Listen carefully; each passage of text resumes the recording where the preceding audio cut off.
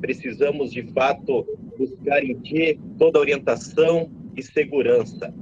Também, amado Deus, lhe agradecemos pela oportunidade que temos de, nesta manhã, estarmos reunidos de forma online para este momento de estudo, de reflexão.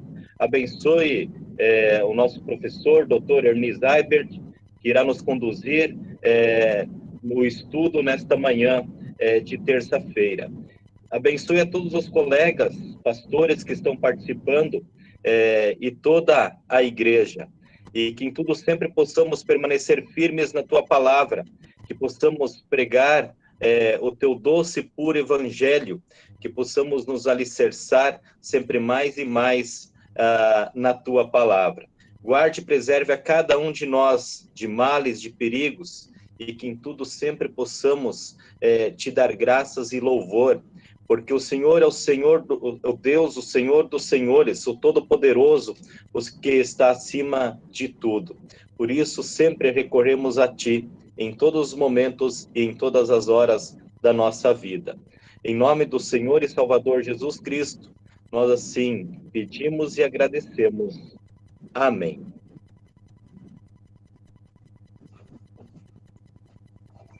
Muito bem, obrigado, pastor Laércio. Professor Ernie, palavra com o professor, então.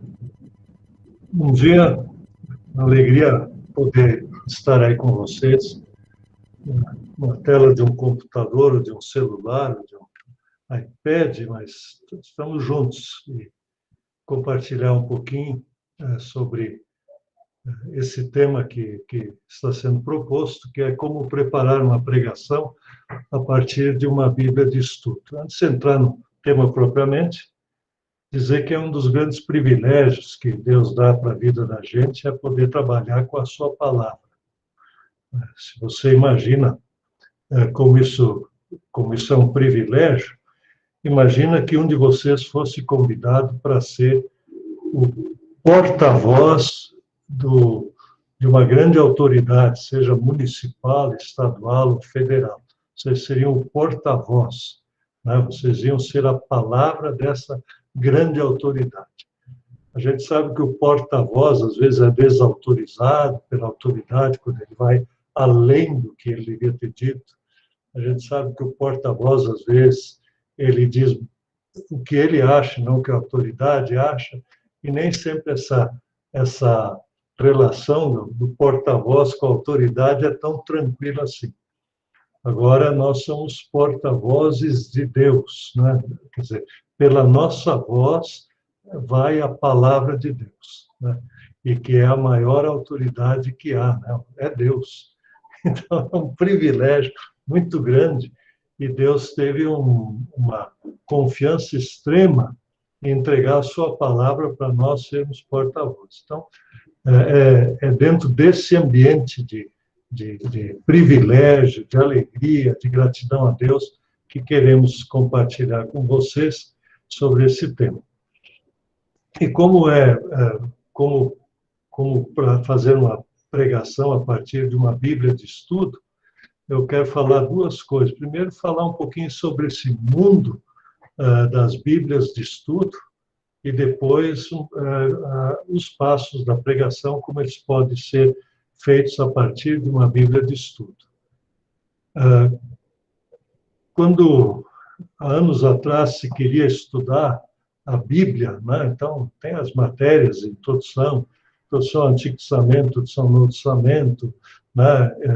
Que são as isagoges, e aí vem o grego, o hebraico, né? Aí vem o aparato crítico, né? Não sei se todos, às vezes tinha, às vezes não tinha esse curso nas faculdades de teologia, e etc. e tal, e aí vinha a exegese, e aí a gente entrava no mundo dos comentários bíblicos, e a gente tentava adquirir algum comentário bíblico.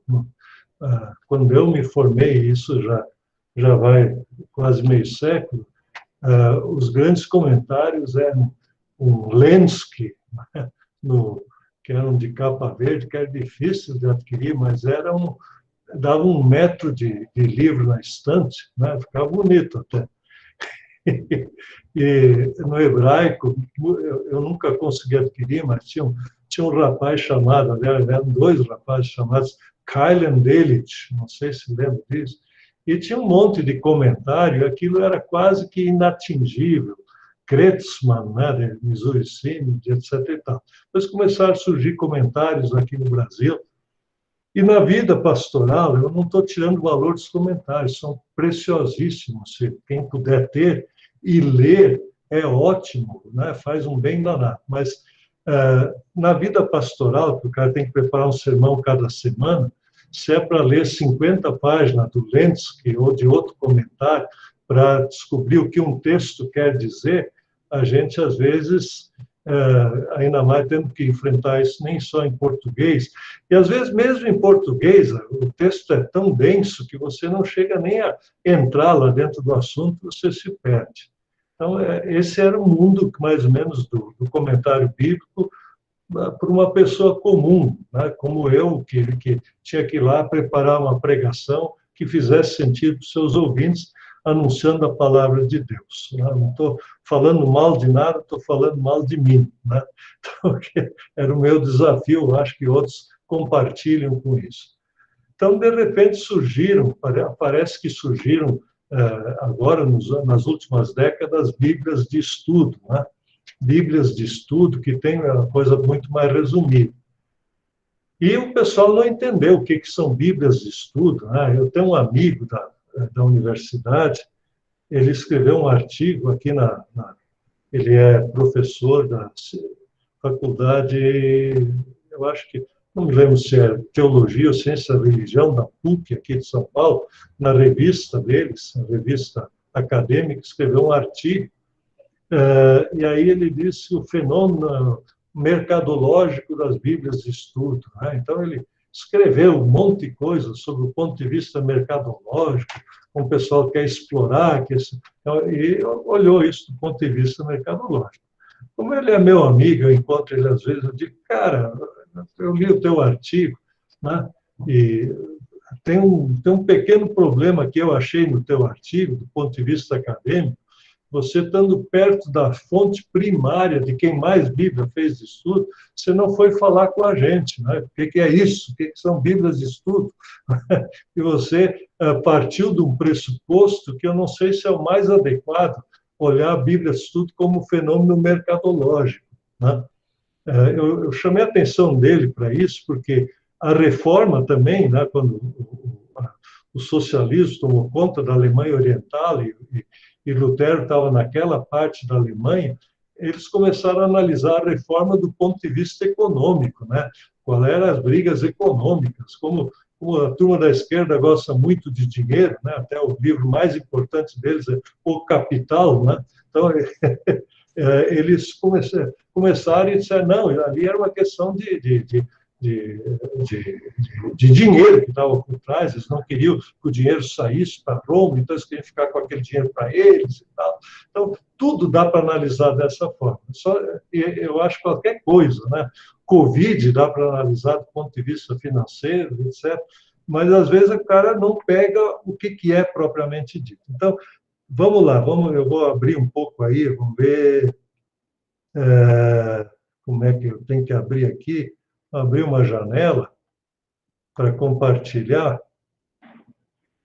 Não sei se está abrindo alguma coisa aí. Tá, agora está. Empurrou todo mundo para um cantinho, né? E está tentando, eu não sei se entrou já a minha tela aqui. Para mim está ruim aqui. Ficou aparecendo a tela infinita, tem que mudar, acho que de repente apresentar um guia. Eu vou parar e vamos começar de novo. Vamos lá. Eu tenho aqui uma janela só, ou the entire screen, ou a tab. Vamos ver se esse aqui fica melhor. Acho que esse aqui fica melhor.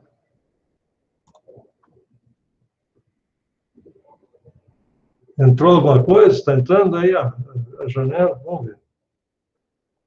Tá. Agora está apresentando, acho que a tela do seu computador aí, professor. Pois é. Vamos copiar de novo e vamos ver se agora nós entramos.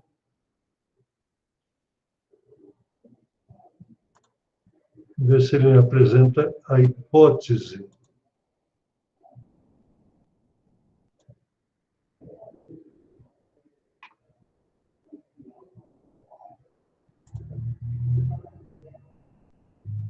Entrou agora?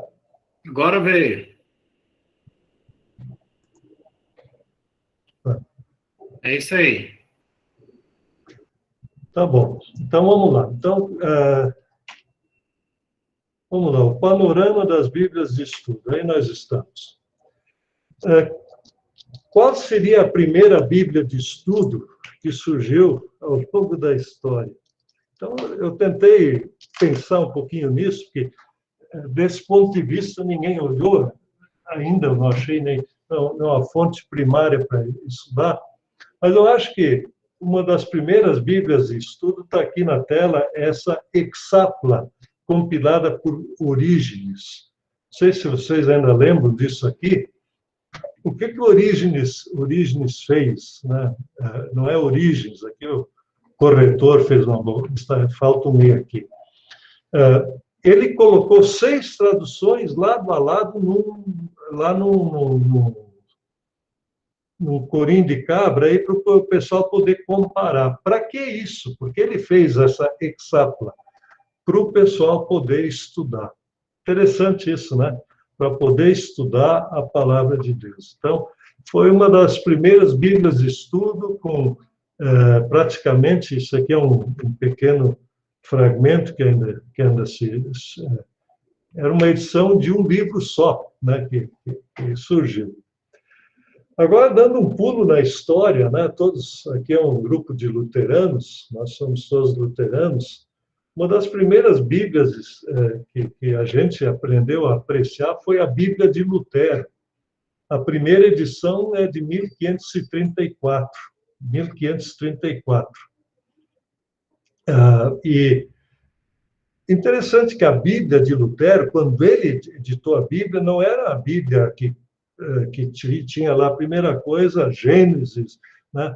Ela tinha introdução ao Antigo e Novo Testamento, introdução aos livros da Bíblia, ilustrações, notas explicativas, citação de textos paralelos. Hoje em dia, a gente ia dizer isso é uma Bíblia de estudo. Estão vendo? É muito curioso isso, né? Uma das primeiras Bíblias de estudo foi essa Bíblia de Lutero. Olhem aí isso aqui é uma edição bem antiga que eu tenho em casa, né? Aqui, Vorrede of the Prophet, né? Jeremias, né? A introdução ao profeta Jeremias.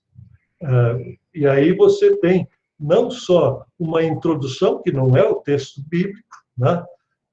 As minhas Bíblias, eu não tive essa Bíblia Lutero, não foi minha primeira Bíblia que eu tive, minhas Bíblias não têm isso, não tinham isso aqui quando estudei no seminário, era uma Bíblia sem introduções, sem nada. E outro dado muito interessante, Bíblia ilustrada, a gente não se dá de conta disso, tinha desenhos aqui, né, que eram impressos, e cheio de arte, né? Se vocês olharem aqui na segunda página que aparece, na segunda coluna, esse final da coluna parece uma bandeirinha o texto, né? Então, toda uma preocupação estética de ficar bonito, isso que a imprensa lá com os tipos móveis do Gutenberg tinha há pouco tempo, a Bíblia de estudo já era assim. Se vocês olharem isso aqui da Bíblia do Lutero também, tem uma história em quadrinhos. Você imagina, isso era 1534, e o cara faz isso aqui dentro da Bíblia, edita com isso, cheio de notas, né, e assim por diante. Eu fiquei maravilhado olhando, eu digo, mas que coisa, o cara traduziu a Bíblia, mas ele fez muito mais, ele fez uma Bíblia de estudo para o povo ter uma Bíblia de estudo, não uma Bíblia só, uma Bíblia de estudo. Essa Bíblia de Lutero, né, eles fizeram uma facsímile da edição de 1534 e Isso foi feito no século passado, quando, 400 anos depois, aí coloriram aquelas ilustrações. Olha como ficou bonito, né? Olha a letra maiúscula, o A maiúsculo, né, de Anfang, né? O Anfang, né? E os caras fizeram todo esse desenhozinho, essa ilustração. Era, sem dúvida alguma, um trabalho de arte, um trabalho educacional. Olha a beleza dessa página impressa aqui com a bandeirinha de novo. Aqui em uma coluna, depois havia coisa de 2 colunas. Todo esse trabalho com o texto, de apresentação do texto, para ajudar o leitor, para despertar o interesse do leitor, com subtítulos, introdução do livro de Isaías aqui, né? Já tinha uma correção aqui, etc. e tal. Tudo eles faziam para poder atrair o leitor à leitura que levasse ao texto bíblico. Eu acho que aqui já tem uma lição. A Bíblia não é simplesmente só um texto, né? Você precisa atrair as pessoas ao texto bíblico. É o que na pregação, nós, quando pregamos a palavra de Deus, a gente procura caprichar na apresentação, fazer bem feito, né? Fazer de uma maneira lógica para quê? Para que as pessoas cheguem até o texto bíblico. Essa tradição da reforma, né, que Lutero tão bem fez, ela aparece em outras Bíblias. Aqui a Bíblia de Genebra, né, que a Bíblia do protestante reformado, mas aqui essa é uma edição facsímile de 1560, foi logo depois de Lutero, da morte de Lutero, Genebra, Calvino, né, estava por trás disso aqui, e vejam que eles usam o mesmo conceito, né, da Bíblia, com ilustrações, né? E se você entra para dentro do texto bíblico, você tem a mesma coisa. Você tem, assim, uma pequena introdução ao texto, tem notas do lado do texto, né? E tem todo um cuidado na publicação para que as pessoas pudessem entender o que a Bíblia estava dizendo. Então, eram Bíblias de estudo, Bíblias de estudo. Ou seja, não foi há poucas décadas, não foi nos últimos 20 anos que se descobriu o valor de uma Bíblia de estudo. Isso aí tem uma longa história dentro da história do cristianismo. Agora, indo para os tempos atuais, nas últimas décadas, no Brasil e no mundo, aí sim houve uma explosão de Bíblias de estudo, procurando atingir diversos públicos, né? Eu aqui coloquei algumas fotos de Bíblias que eu tenho em casa, pode ser que até a capa tenha mudado, mas veja, Bíblia explicada para crianças com ilustrações, olha aí, ó, que coisa bonita, né? A criança pode ler, pode ver as explicações adequadas para a idade dela. Essa Bíblia das Descobertas, que tem 2 capas aqui, né? Eu gosto muito dessa para adolescentes, tem uma maneira de atividades e outras coisas para ajudar o adolescente a gostar de ler e estudar a Bíblia. Eu tenho, aliás, uma live todas as segundas-feiras, às 19 horas, com lideranças cristãs do Brasil. Ontem eu falei com um pastor, Davi Lago, o nome dele. Ele escreve na revista HSM, que é uma grande revista de comunicação e marketing. Ele é formado em Direito, está fazendo doutorado, mas ele é pastor de uma igreja batista, pastor auxiliar, e é uma pessoa muito conhecida, escreve em Folha de São Paulo, UOL, tem artigos dele, e ele tem uma filha de 8 anos que ele está lendo a Bíblia com ela. Ele disse que ele está fazendo isso, que o pai e a mãe dele, quando ele tinha 6, 7 anos, começaram a ler a Bíblia com ele. Tá? Então, essas edições especiais de Bíblias ajudam. A outra, Entre Meninas e Deus, né, os assuntos entre as meninas e Deus. Depois, Bíblias para jovens, Bíblia da liderança cristã. Essa Bíblia aqui, com anotações para jovens, tem dezenas ou centenas de milhares já de jovens a usar. Bíblia é o caminho, com assuntos de jovens. Extreme Teen, né? Bíblia Plenitude para Jovens, são tudo tentativas de atrair os jovens, né? Essas Bíblias são mais para pastores. A Bíblia do Pregador, essa Bíblia é uma coedição com a editora Esperança, de Curitiba, tem uma boa base teológica, e como muitas igrejas têm pregadores, né, e essas pregadoras também pregam o Evangelho, então, Bíblia da Pregadora, Bíblia do Pregador Pentecostal, né? Para quem tem alguma dificuldade com o nome de pregador pentecostal, eu lembro que na revista Igreja Luterana, eu acho que a Igreja Luterana é uma outra revista da IEL, né?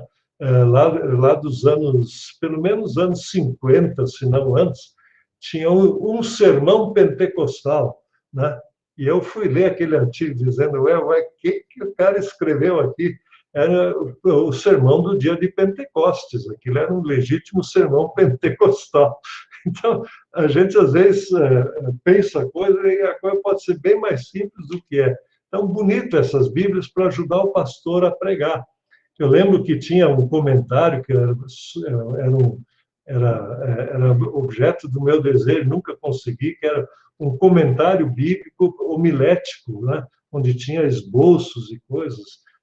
Havia na biblioteca do seminário.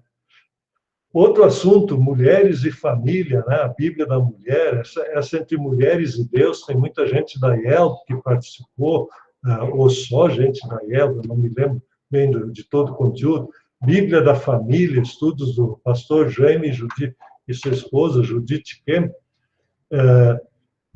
Públicos de programas, essa Bíblia, essa Despertar aqui, essa ajuda milhares de pessoas que vivem problema de drogas, né?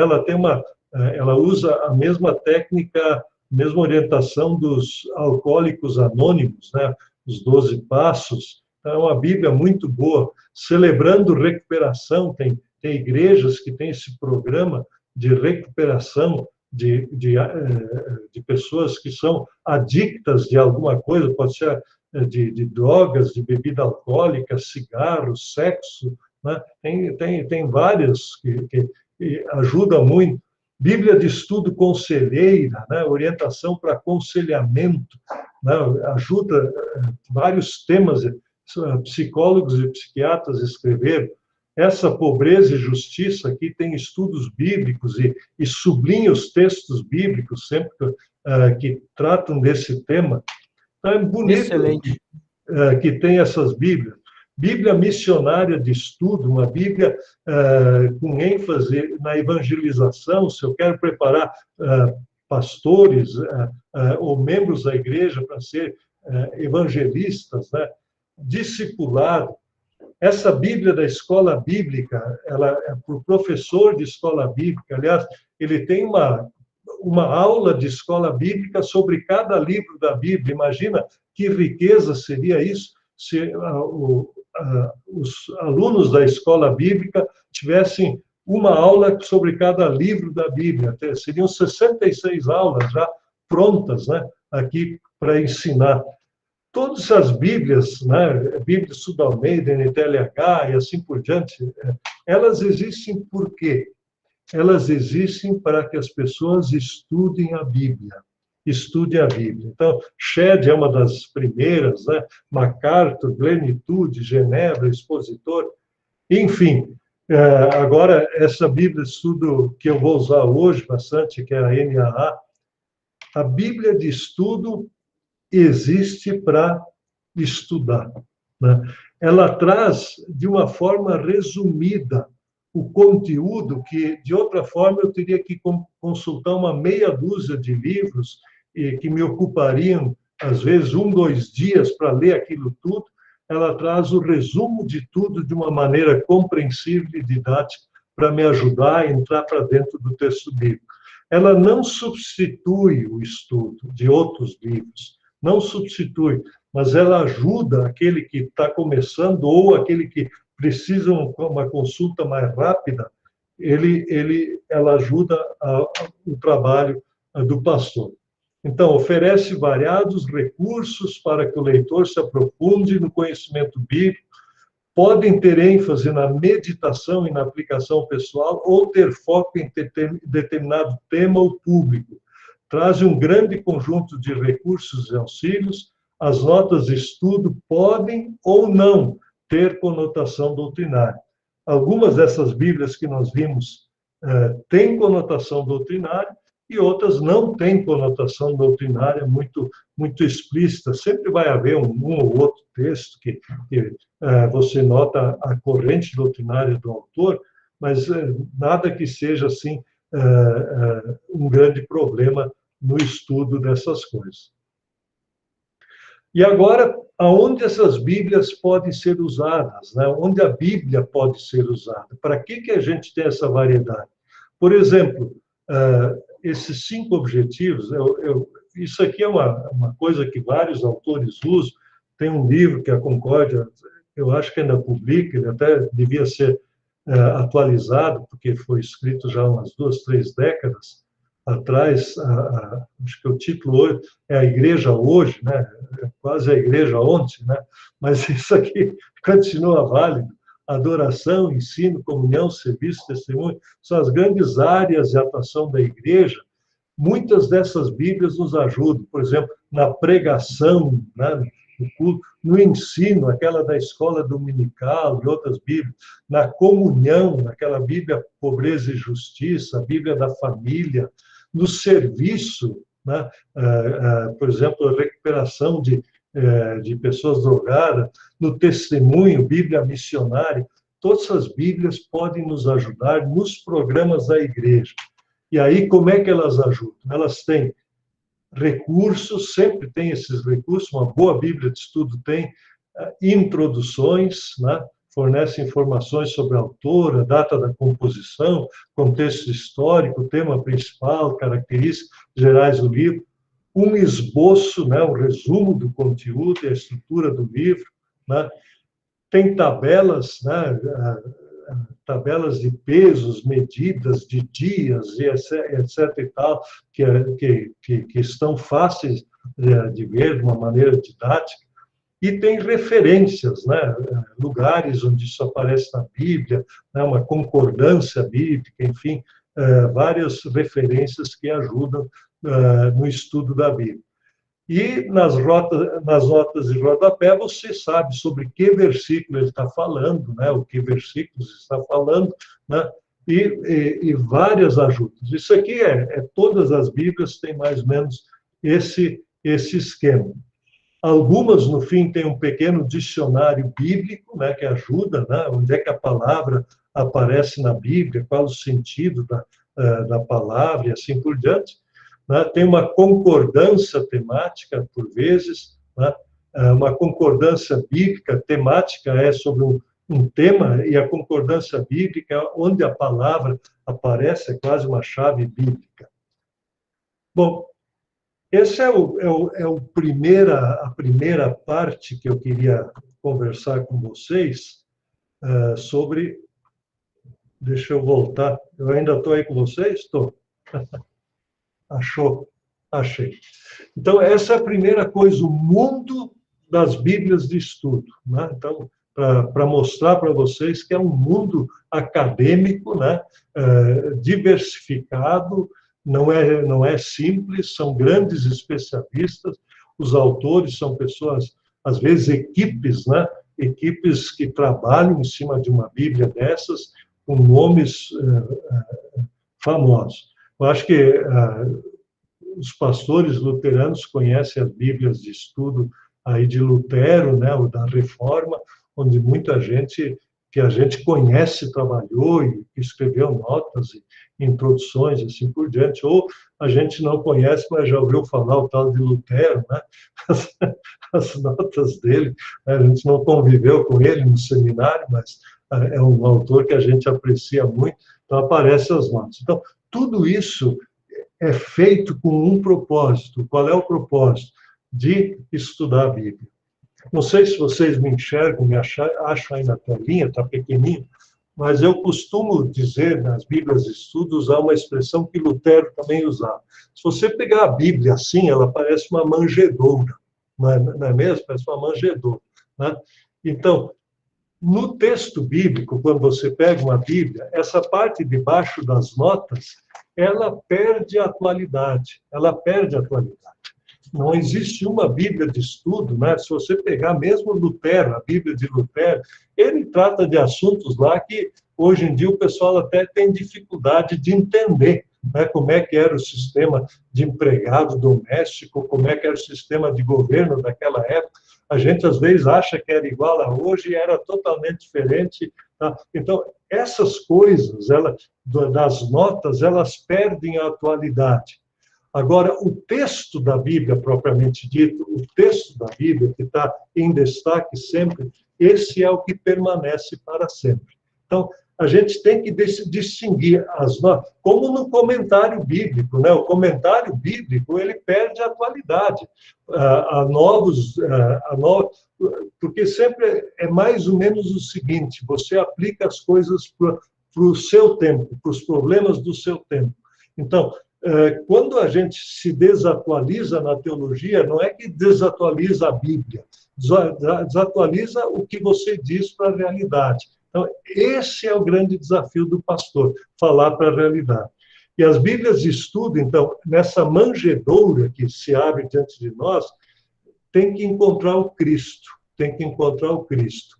E o Cristo você encontra na palavra. Né?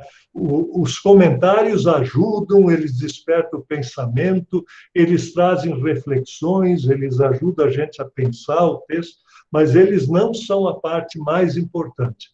Não estou dizendo com isso que não é importante, mas não é a parte mais importante. Ali temos uma pequena distinção, mas ele é necessário e é importante. E uma das coisas que a gente nota que quando a gente faz pesquisa, por exemplo, eu acho que todos vocês já passaram por essa experiência, e aí eu não faço nenhuma crítica ao que está escrito. Um dos livros que eu já li várias vezes e gosto de ler é o livro de Concórdia, As Confissões Luteranas, né? E quando eu chego lá, começo a ler, né, ali tem os catecismos, que são mais fáceis, são mais populares, mas tem a fórmula de concórdia, a epítome, né, e a sólida declaratio, que é mais complicado. Especialmente nesses textos mais complexos, eu acho que todo mundo já leu e diz, mas que é isso, gente? Né? O cara começa a ver, não é só o problema da tradução complicado, o problema era, que problema é esse hoje? Né? Então, às vezes a gente está, ele falou muito para aquele tempo e não fala quase nada para hoje. Vou dar um outro exemplo mais simples, né, que vocês já devem ter lido. Eu já li o Keller, né, Sumário da Doutrina Cristã, ainda é publicado até hoje, já li várias vezes, excelente, não tem crítica. Mas quando eu começo a ler aquele livro, o A Dogmática, do Miller, né, os 2 volumes, também já li várias vezes, né, eu começo a ler, eu digo, mas, puxa, muito bonito, né, todos os problemas resolvidos, mas não são os problemas de hoje em dia. Né? Quer dizer, você precisa essa atualização que eles fizeram para o seu tempo, nós temos que fazer para o nosso tempo. Esse é o desafio da pregação, né, da pregação. O sermão, ele não adianta você falar lá sobre problemas. Mas o pecado é sempre o mesmo, sim, mas a roupa, né, da prostituta vai mudando com o tempo, né? Você não reconhece ela mais, de repente. Então, tudo isso eu preciso atualizar.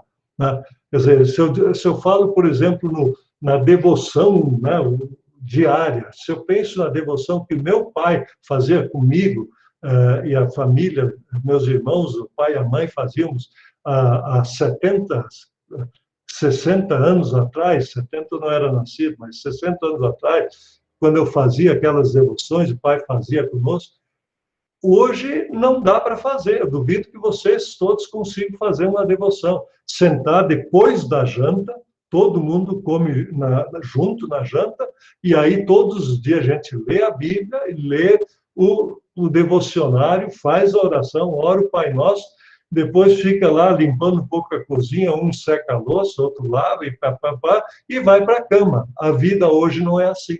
Estão percebendo? Quer dizer, eu quero que façam devoções domésticas como? Que nem sempre foi feito, não funciona.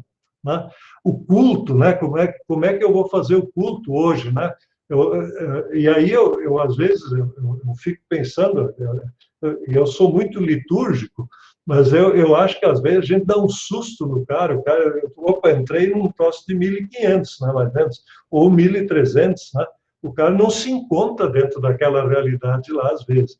Então, tudo isso, essa atualização, como é que eu faço sem perder a história? Como é que eu prego para os dias de hoje? Quais são os problemas que se enfrentam? Então, esses autores mais de hoje, eles me ajudam a fazer as pontes, eles me levam para lá.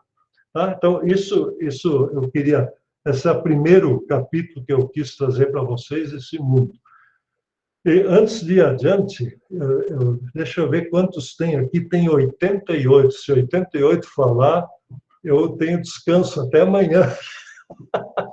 Eu não sei, alguém podia me ajudar?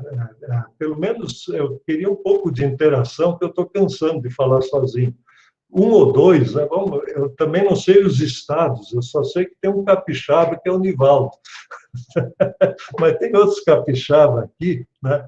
Então, como é que a gente podia fazer isso de uma maneira bem... Aqui o Davi está dizendo que dá para escrever, ou levantar a mão, ou outros, como é que nós podíamos fazer para interagir um pouquinho. A pergunta que eu quero fazer para vocês é a seguinte: o que tudo isso trouxe de novo? Trouxe alguma coisa de novo para você? Uma coisa que vocês ouviram de mim até aqui, que vocês disseram, pô, eu não tinha pensado nisso, acho que isso aqui foi novidade. Alguém podia chamar atenção sobre alguma coisa? O Davi pediu a palavra, professor. O Davi, então vai, Davi.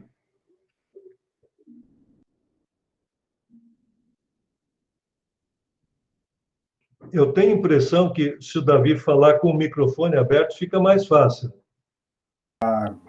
Mas que coisa, é o frio que está vindo aqui, desculpa. Tá bom, Davi, abraço. Então, assim, eu ainda estou pensando, interessante, mas eu lembrei aqui de que eu e meus colegas fomos os primeiros a ter aula de homilética contigo, né? Lembra disso? Então, nós somos os que aprendemos a caminhar junto. Então, legal. Pastor Horst. Bom dia aí, pessoal. Também fazer essa nota aí, né? Eu tenho que falar com o meu professor de homilética, né? E agradecer a ele porque foi muito importante essa caminhada. E falando em Bíblias de estudo, né? Eu até tenho um estudo hoje à noite a gente vai começar uma série de estudos sobre o catecismo, né? E aí eu li isso, que o Catecismo Menor de Lutero, né? Ele chamava ela da Bíblia dos Leigos, né? Então, também dá para dizer assim, uma Bíblia de estudo, né? Porque ele pensou de uma maneira bem simples, levar as partes principais da doutrina cristã e bíblica, né, para os leigos, né? E para dizer assim, o que chamou a atenção é justamente isso, né? Eu acho que às vezes a gente não para pensar, né, nessa questão de como Lutero se fazia atual, né, para o tempo dele, né? E a gente precisa aprender esse estilo, né, essa dinâmica dele, não copiar Lutero, mas copiar o estilo de Lutero, né? Fazer o que Lutero fez, comunicar o tempo que a gente está vivendo, né? E aí acho que é fantástico essa chamada de atenção aí para essa realidade dessas Bíblias de estudo, né? Nós temos a nossa volta de grandes teólogos aí que pensam as coisas para esse tempo, para o tempo de hoje, né? Isso nos ajuda bastante. A teologia nós temos, né? Mas às vezes a gente não sabe como comunicar ela para o nosso tempo. Obrigado. Hein? Legal. Mais um ou dois que querem falar? Temos dois inscritos ali, professor. O pastor Adelar, da Hora Luterana, ele disse assim, o doutor Martin Bart, nosso professor sobre o livro de Concórdia no final dos anos 80, início dos 90, dizia que precisávamos ter confissões atualizadas, sobre a fala que você falou de atualizar os livros, né? E o próximo aí na fila é o pastor Ailton, depois do pastor Ailton, o pastor Francis.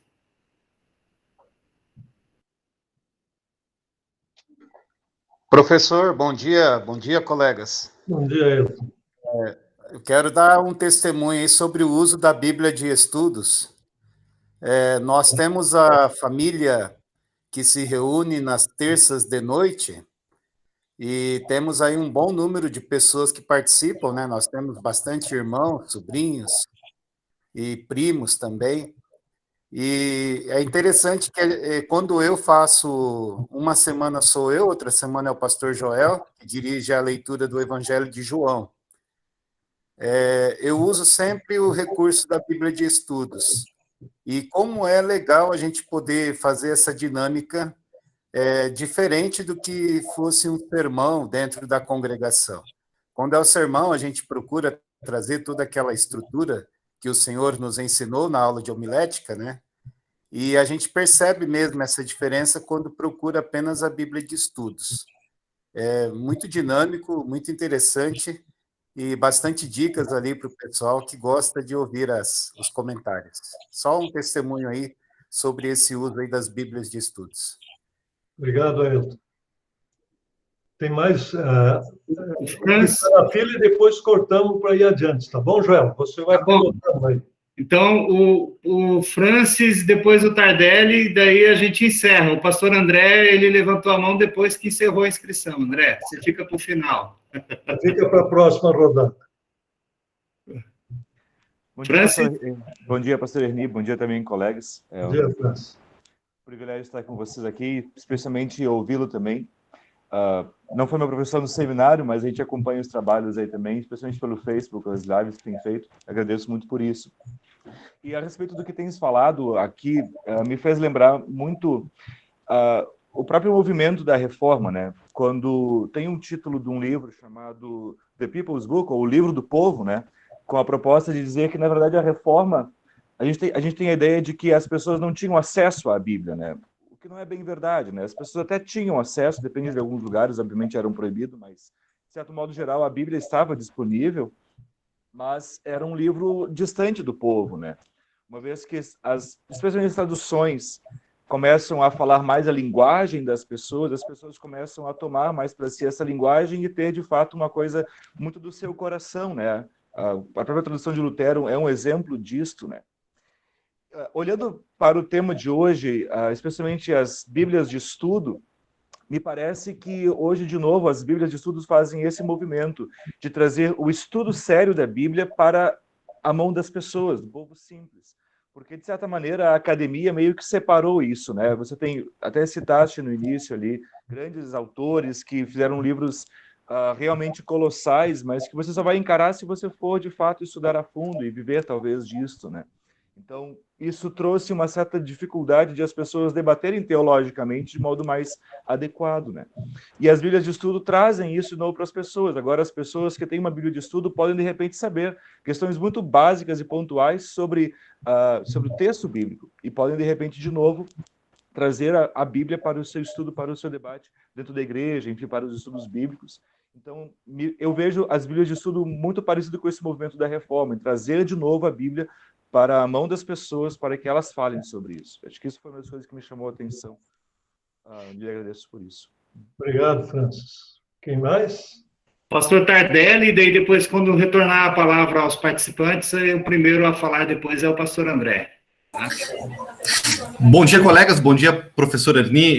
Rapidinho, eu até estou saindo do tema aqui e até me envergonho por isso, é que o senhor tocou num assunto, brevemente ali, quando o senhor fala de atualização da mensagem, da palavra, e o senhor abordou a questão do culto, que as pessoas podem se assustar quando não entendem nada da nossa liturgia, que há um movimento, professor Erni, que nós exportamos aí da igreja americana, de aversão a essa atualização, né? Ao movimento ultra radical litúrgico na nossa igreja, se instalando na nossa igreja cada vez mais. E a gente que está no campo está tendo dificuldade com esse movimento, especialmente com jovens que saem do seminário.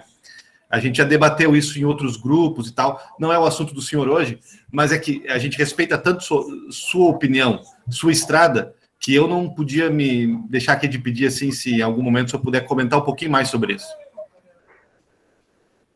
Tá legal. Deixa eu comentar. Tem um antropólogo francês que já escreveu isso há uns 50 anos. Ele disse o seguinte: ele não era cristão, então fica bem tranquilo o que ele falou. Ele disse: imagina que você é convidado para ir numa reunião de índios antropófagos no meio da selva, né? Você chega, nesses casos, normalmente você não é convidado, você é intimado, né? Os caras te levam ali e você está lá no meio deles, né? Então, você até sabe a língua deles, entende o que eles estão falando, mas não sabe muito mais do que isso sobre eles. E eles dizem: pode falar aí para nós. O que você vai falar? Você sabe que se você falar um negócio, eles têm uns costumes esquisitos, por exemplo, de cozinhar os oradores que eles não gostam, né? E depois servir na hora do almoço, né? Como é que você faz, né? E você fica cheio de medo, você não sabe como se comportar ali naquele meio de índios antropófagos. E esse antropólogo disse que, em muitas situações, especialmente nas igrejas, você passa por isso, né? Quer dizer, você vai, por exemplo, numa igreja católica, quem não tem hábito de ir na igreja católica, e eles têm lá o ambiente já é meio diferente do que a gente está acostumado em qualquer outro lugar. Tem cheio de vitrô, cheio de estátua, vela para um lado, mais vela num lado que no outro lado, né? Aí o cara não sabe bem que hora que levanta, que hora que ele senta, se ele levanta, fica de pé e tal, né? Então, eu acho que muita gente sente isso na igreja. Quanto mais estranho é o ambiente, né, mais ele causa uma impressão sobre as pessoas, né? Como eu sou luterano e eu tenho muito contato com gente que igreja é? Eu sou luterano, né? Eu digo, a nossa igreja tem algumas características assim bem especiais, eu disse, né? As outras igrejas evangélicas, todas, na hora de louvar a Deus, levantam, nós sentamos, né? Não é assim? Todo mundo levanta e, né, nós sentamos. Então, na hora de cantar, a gente senta, né? Os outros levantam. Então, já é uma diferença assim, notória, né? Que a gente, para sentar, fica quietinho. Para cantar, louvar a Deus, a gente senta num cantinho e louva a Deus. Eu não estou dizendo que está errado nem certo. E não está nem errado nem certo. É o nosso costume. Eu disse outra coisa: nós já fazíamos distanciamento social antes da pandemia, porque pouca igreja eu vejo com superlotação, né? A gente já era cuidadoso com a saúde do pessoal, né? Quer dizer, tem espaço entre as pessoas, né? Ninguém, é um costume nosso, né? Já ter esse cuidado, né? Antes da pandemia a gente já cuidava. Então, eu brinco com essas coisas, né? Os caras, pô, então é luterano? Eu digo, claro, eu gosto da minha igreja, a gente cuida da saúde das pessoas, a gente tem seu jeitão. Mas aí todos reconhecem essa coisa da palavra, a gente valoriza muito a palavra. Então, eu estou dizendo que, para o nosso tempo, quero dizer isso, Tardelli, aí, respondendo um pouco, eu acho que, às vezes, a gente é meio pesado, né? E achar que você tem que usar aquela roupa. Aquela roupa, eu sou litúrgico, eu tenho tudo isso, né? Até eu não estava atualizado nessas modas litúrgicas, minha mulher foi na Concórdia e comprou um traje novo para mim, que o meu já era lá da moda de 74, por aí, né? Então, já comprou tudo novinho, está bonitinho.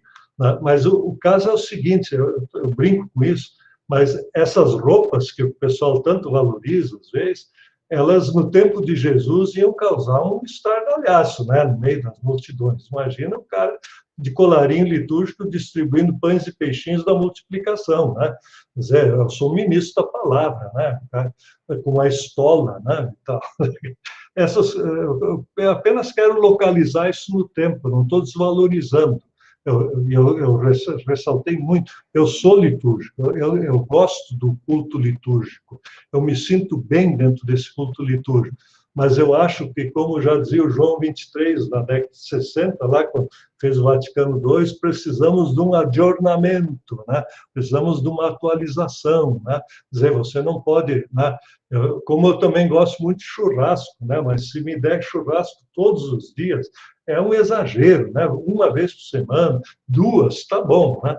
E mostra como eu gosto, né? Mas tem feijão com arroz, não precisa ser churrasco, tem também lugar. Então, na igreja, a gente tem que ter essas coisas, essa diversidade. E as pessoas devem sentir que elas estão no lugar de hoje em dia, né?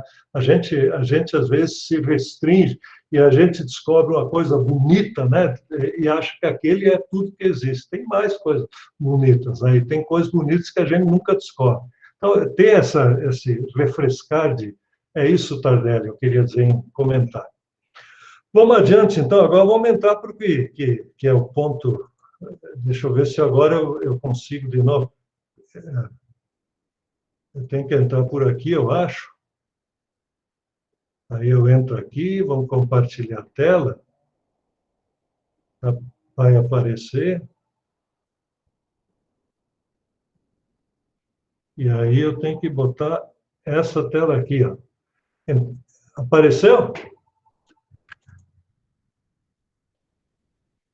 Estamos dentro, né? Sim, tudo ok. Eu não estou ouvindo ninguém. Me responda alguém. Sim, professor, está transmitindo, está ok. Alô? Ouviu, professor? Está ok. Está ok. Então tá bom. Então vamos adiante. Preparando um sermão com Bíblias e estudo, um passo a passo, tá? Então vamos lá. O que é um primeiro passo para preparar o sermão? Sempre é uma oração, né?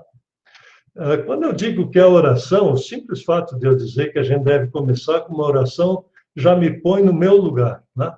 Eu não sou Deus, eu sou o cara que peço as coisas para Deus, eu sou um servo de Deus, a oração já me põe no meu lugar. Eu não sou nada, Deus é tudo. Às vezes a gente se esquece, né, disso, né? É Deus, não sou eu, é Deus. Então vamos lá. Quem somos nós diante de Deus? Nós somos pessoas humildes, a quem foi dado o privilégio de poder pregar, né? Poder pregar. Mas Deus que é realmente importante. Agora, a segunda questão da oração é o que nós queremos fazer com esse sermão no estudo bíblico. Isso é muito importante. Às vezes eu digo, eu tenho que pregar todos os domingos, eu não sei o que eu vou pregar. Bom, se eu não sei sobre o que eu vou pregar, provavelmente eu não sei o que eu quero para a igreja, né? Então, por exemplo, se eu quero, com as minhas pregações, edificar a igreja, então eu vou olhar o texto e vou ver o que eu vou edificar a igreja com esse texto, né? Então, o que eu quero fazer? Né? Eu não vou preencher um espaço que eu sou obrigado a preencher toda semana. Esse estudo bíblico não é para preencher uma hora, né? É para trazer alguma coisa que mude aquelas pessoas a partir do texto bíblico. Isso é muito importante. Eu tenho um objetivo, eu sei o que eu quero, eu tenho um foco, né? Aí, depois, o próximo ponto, nós somos servos, né? Atitude de servo. Eu não sou o general, eu não sou o oficial, né? Às vezes a gente esquece, a palavra servo na Bíblia é ministro. Servo é o que serva, ministro é o que ministra, é o diácono, né? Realmente é isso, eu sou servo, eu estou servindo a comida, eu estou servindo a palavra. Eu não sou o senhor da palavra, eu não sou o cara que entende e vai falar as coisas. Eu sou um servo, porque o cara que entende é Deus. Vejam como a oração é importante. Eu estou servindo a Deus, estou servindo as pessoas. Elas que são os meus chefes, digamos assim. Então, essa posição de servo é muito importante. Eu vejo muitas vezes aqui, onde eu estou na sociedade bíblica, os caras, aí, chefe, eu digo, chefe é você, trabalho para a palavra de Deus chegar para os outros, eu sou servo dessa causa, eu tenho essa responsabilidade, é um privilégio, mas eu não sou chefe, eu sou servo, eu estou servindo a Deus. E essa palavra se aplica, antes de tudo, a nós mesmos. Esse é o ponto-chave. O primeiro ouvinte da pregação sou eu mesmo. Eu não vou pregar para minha igreja, eu prego para mim mesmo. O primeiro efeito daquela palavra é para mim. Se não serve para mim, provavelmente não serve para os outros. Eu tenho que primeiro passar por mim aquela pregação. Então, se aponta os pecados, a palavra de Deus, ela aponta os meus pecados, antes de apontar para os pecados da igreja, aponta os meus pecados. E aí eu preciso da graça, e eu tenho a graça no Evangelho, então esse Evangelho eu confio nele. E quando eu passo isso para a igreja, é a mesma experiência. Digo, olha aqui como é a nossa vida, e aqui está Cristo, que traz a solução. Então, vejam quanta coisa importante. Sempre comecem com essa oração e essa postura de oração. Esse é o primeiro passo na preparação. O outro é leia e compreenda o texto. A gente é muito rápido em querer saber o que eu vou pregar. Tenta entender o texto antes de mais nada. O que esse texto diz? E aqui está uma das coisas, a nossa maneira de pregar sobre uma perícope. Cada perícope, a gente acredita que tem uma razão de ser, tem uma mensagem que só se encontra ali, senão não precisava Deus ter posto ela na Bíblia. Então, para que existe essa perícope? Qual é a mensagem que só nesse texto aparece? Como é que esse texto... mas essa mensagem aparece em tanto outro lugar. Tudo bem, mas o que esse texto tem de especial? Então, eu tento ver a riqueza daquele texto. Como é que eu consigo descobrir isso? Leia diferentes traduções. As de Almeida, brasileira, NTLH, NAA e assim por diante. Hoje, se vocês abrirem o site da SBB, biblia.sbb.org.br, e leia a Bíblia, você pode, na tela do computador, colocar lado a lado diferentes traduções da SBB. Você pode pôr a tradução brasileira, a Nova Almeida atualizada e a NTLH. Um do lado do outro, ela vai ficar parelhinho na tela. É uma coisa que pouca gente sabe, né? Ali dá para fazer na tela do computador e não precisa ser nenhum programador de computador. É só abrir ali, já vai se formando aquela uma do lado da outra. Então, quando eu olho as diferentes traduções, eu começo a entender os diferentes desafios que o tradutor teve. E uma das coisas que a gente deve aprender é que esse negócio de tradução da Bíblia é muito complicado. Eu acho que todo mundo devia estudar grego e hebraico para aprender que é complicado e ser mais humilde, né? Às vezes a gente acha que sabe grego, sabe hebraico, sabe nada. Os especialistas, eu tenho o privilégio de conhecer grandes especialistas de tradução no mundo inteiro e aqui no Brasil. Eu digo, mas eu não sei nada perto deles. Os caras sabem muito. Então, quando uma tradução é feita, né, e que é colocada a público, as boas traduções, não o cara faz uma tradução comercial aí para vender, né, e tal, que você não sabe nem quem trabalha naquela organização, né? Aqui você tem boas traduções, gente que estudou e sabe os meandros. Você vê as diferenças. As diferenças mostram as dificuldades de tradução, né? E aí eu já começo num caderninho, numa folha do lado, né, anotar as dúvidas ou os achados. Anotem, a gente esquece as coisas. Anotem que faz bem anotar. Bom, uma outra coisa, o texto sempre está dentro de um contexto, né?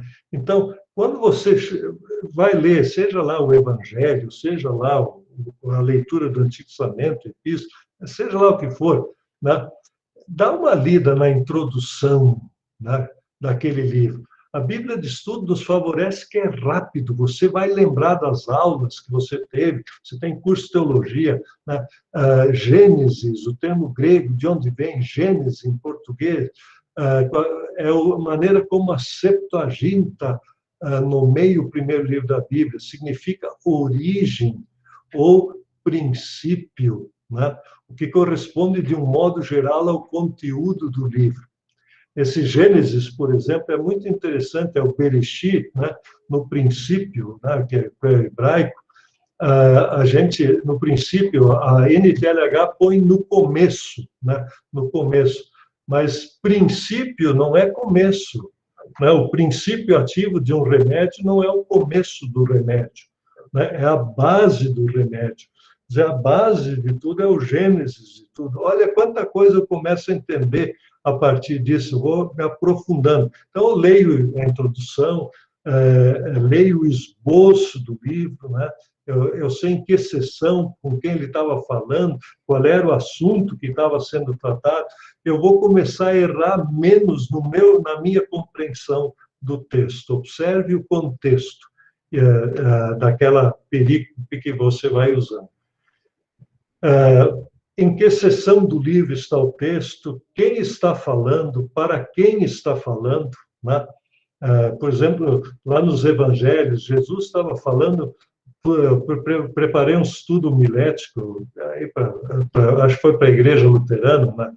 Para a revista, para frente, e naquele texto ali, Jesus estava falando para os judeus que creram nele. Interessante. Por que diz lá que creram nele? Para quem ele estava falando ali? Antes ele estava falando para um monte de judeu, agora só para os que creram nele, né? O autor chama atenção, né? Então, por que ele chama atenção nisso? O que ele estava dizendo para os crentes ali, né? Qual o assunto, o tema que estava sendo falado? Qual é o assunto? Qual é o tema? Não fica naquele versículo. Olha a perícope toda. Qual é o assunto dessa perícope? Qual é o tema? Qual a intenção do autor a escrever esse texto? Porque o autor que escreveu, ele tinha uma ideia também. Por que ele botou esse texto ali? Para o leitor ler. Se eu entendi isso aqui, o contexto, o que o cara queria, eu já comecei a compreender bem o texto. Esses passos aqui são muito importantes. Eu tento entender aquele texto, né? Essas perguntinhas que eu coloquei aqui, normalmente o autor lá da Bíblia de Estudo também fez para ele próprio, né? E tenta explicar o que aquele texto dizia. Então, aqui está, descubra a intenção do autor, o que ele queria alcançar. Né? Quando eu descubro o que o autor do livro queria alcançar, eu já posso ter uma ideia do que eu posso querer alcançar pregando sobre esse texto com o meu ouvinte. Divide o sermão entre 3 objetivos: conhecimento, atitude e habilidade.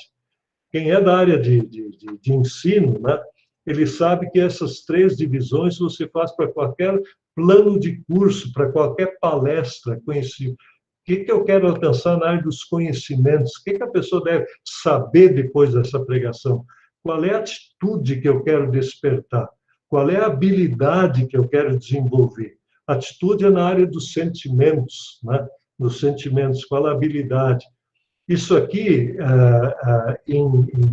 em cursos de RH, por exemplo, em MBA e outros cursos aqui para recursos humanos dentro de organizações corporativas, eles mudam a habilidade, eles põem antes a atitude, eles botaram que isso aqui é o CHA, conhecimento, habilidade e atitude. Sempre esse esqueminha básico de comunicação, os grandes comunicadores usam, né? O que o cara precisa saber? Então, é conhecimento, né? O que eu quero alcançar com isso? Né? E qual é a habilidade? Escutem os noticiosos, aliás, é uma coisa bem interessante, né? Os noticiosos, vocês vão descobrir que o noticioso não é só simplesmente para trazer o conhecimento da notícia. Eu, ultimamente, comecei a escutar muita notícia que eu ficava com raiva. Pô, que negócio é esse? Por que isso está acontecendo? E aí eu vi que o repórter, ou o editorial, queria que eu tivesse uma atitude de raiva em relação a alguma coisa. Então, mudou minha atitude, eu fiquei contrariado com aquilo. Né? Os programas de domingo à noite, né, tanto faz, né? Tem Record, tem Rede Globo, e tanto faz que corrente de pensamento eles seguem, eles às vezes fazem reportagem, dizem, mas essa corrupção, ou essa violência, essa não sei o quê, e eles trabalham a atitude do ouvinte ali dentro, né? E a habilidade, né, é quando o cara quer desenvolver, eu quero que o cara aprenda a orar, eu quero que ele aprenda a louvar a Deus, eu quero que ele aprenda a estudar a Bíblia. Por exemplo, nessa minha palestra de hoje, eu tenho muito na área de conhecimento, muito na área de habilidade, mas também quero na atitude. Eu quero que vocês tenham atitude de gosto, de alegria, de gratidão por poder trabalhar na pregação da palavra. Entenderam bem o que aí é o objetivo, né? De forma resumida, alguns autores colocam que isso é fé e vida. Eles deixam conhecimento totalmente em segundo plano.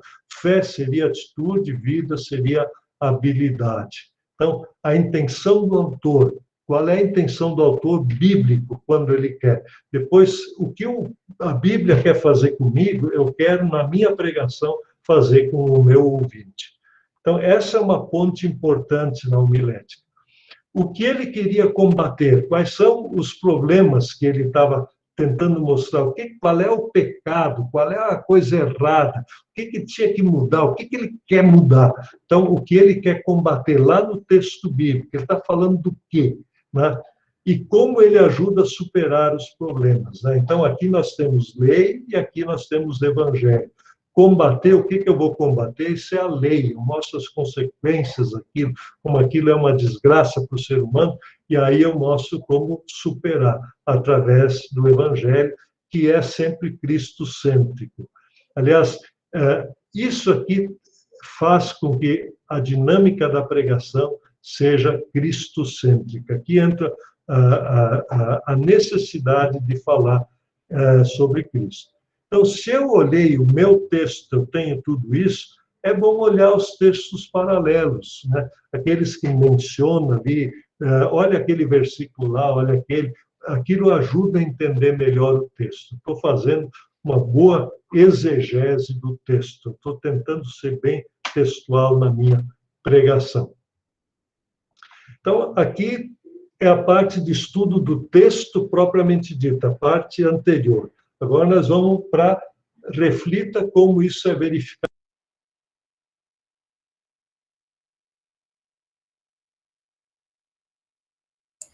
Mutou seu microfone aí, pastor Ernie. Ufa, achei que era só eu que tinha tido problema.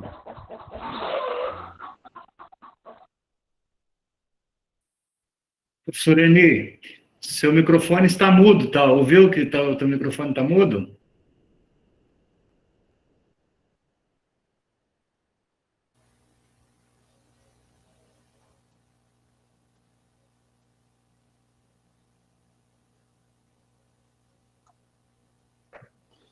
Ficou mudo, gente. Agora voltou? Agora voltou. Eu não sei, eu estava mexendo aqui, tentando, não sei se vocês enxergam o meu mouse na apresentação, eu estava tentando mostrar algumas coisas com o mouse, eu acho que sem querer bati aqui no mudo, perdão. Vamos voltar então lá. Eu estava ali na ponte, é isso? Tá? Isso mesmo, na ponte. Vamos lá.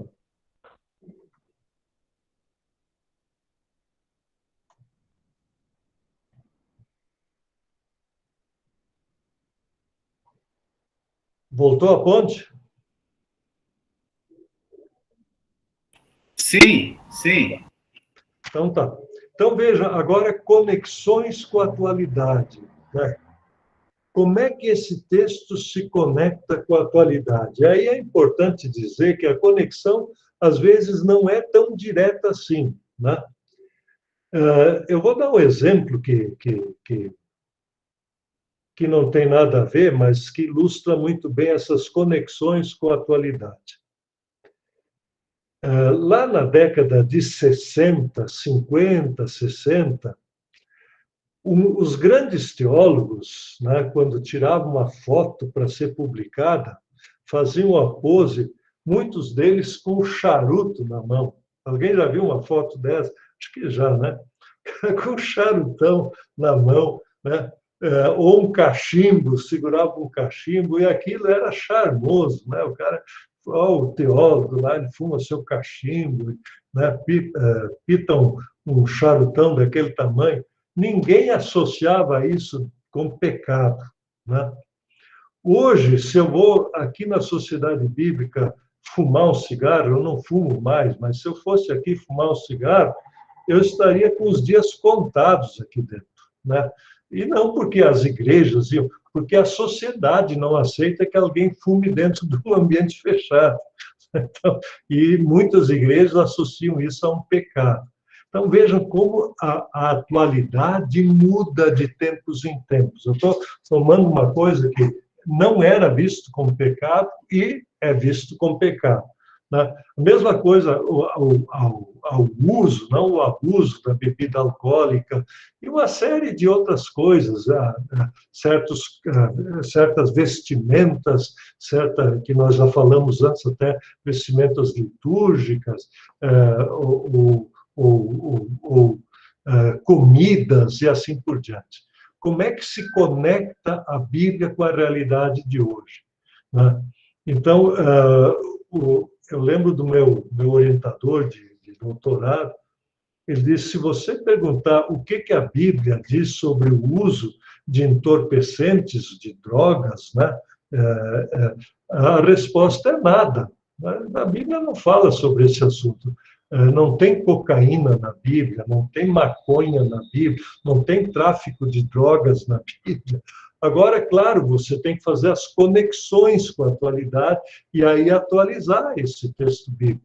Essa é a grande dificuldade. Como é que eu faço as conexões?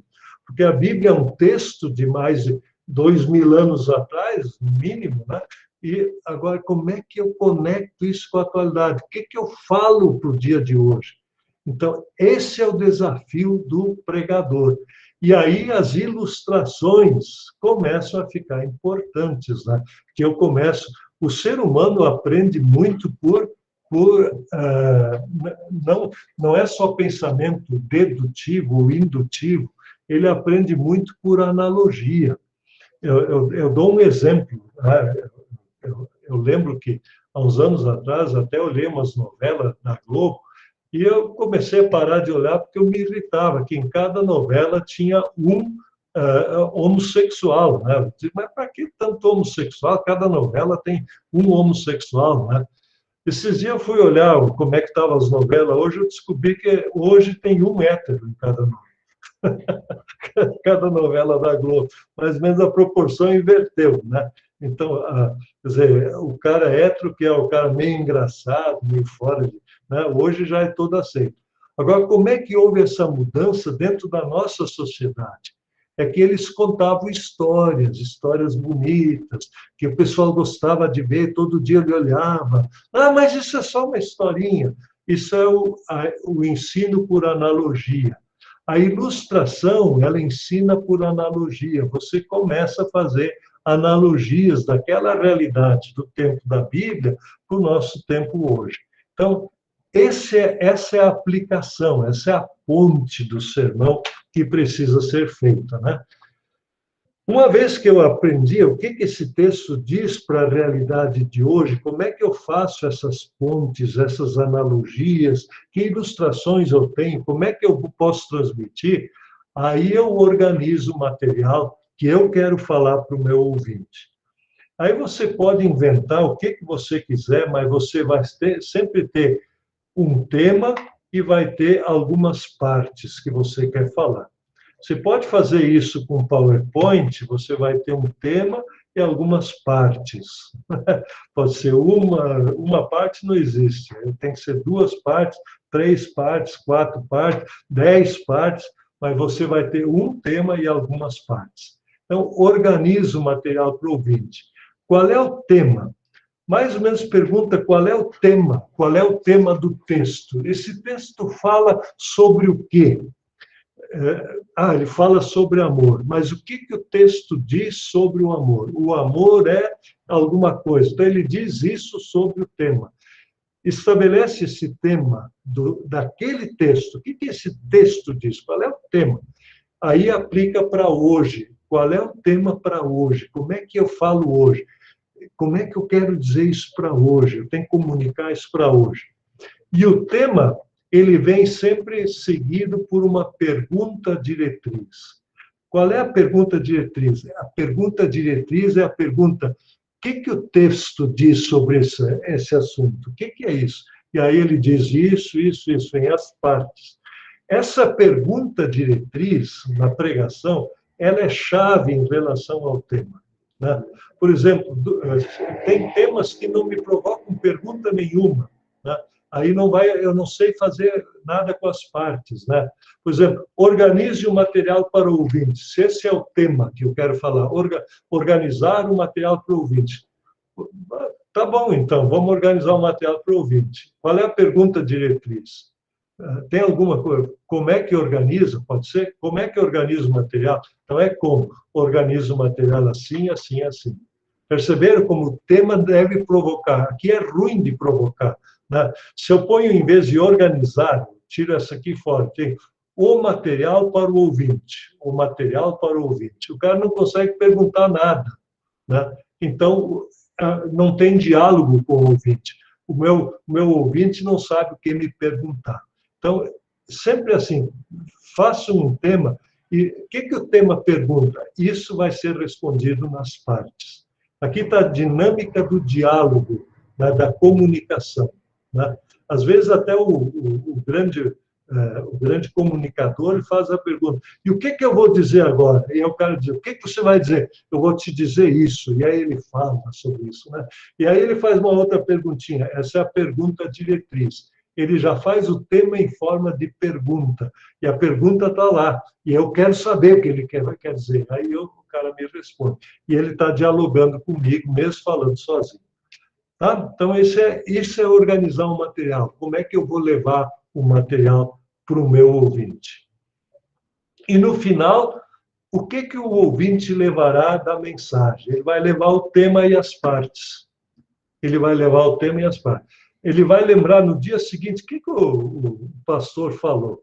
O pastor falou sobre isso. E o que ele disse sobre isso? A pergunta diretriz. E aí ele vai dizer, ele disse, eu me lembro disso e disso. Então, são as partes que ele vai lembrar. A partir disso, ele pode reconstruir na memória a pregação. Mas aqui, esse é o esboço, esse é o esqueleto do sermão que a pessoa precisa apresentar.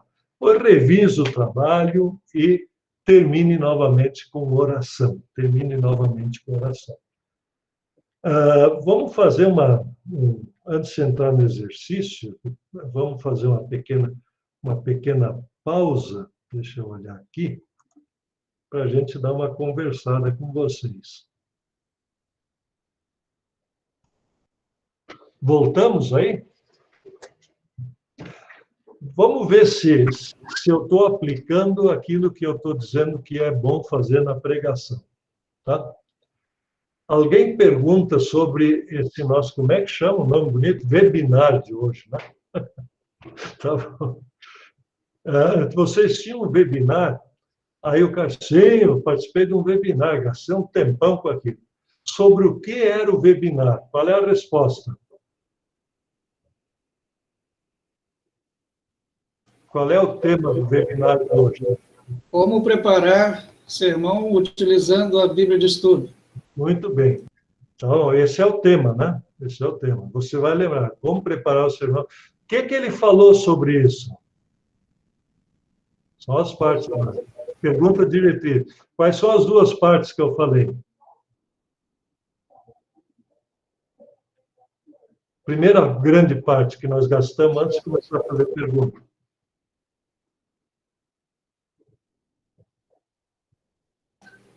Tá ruim, hein?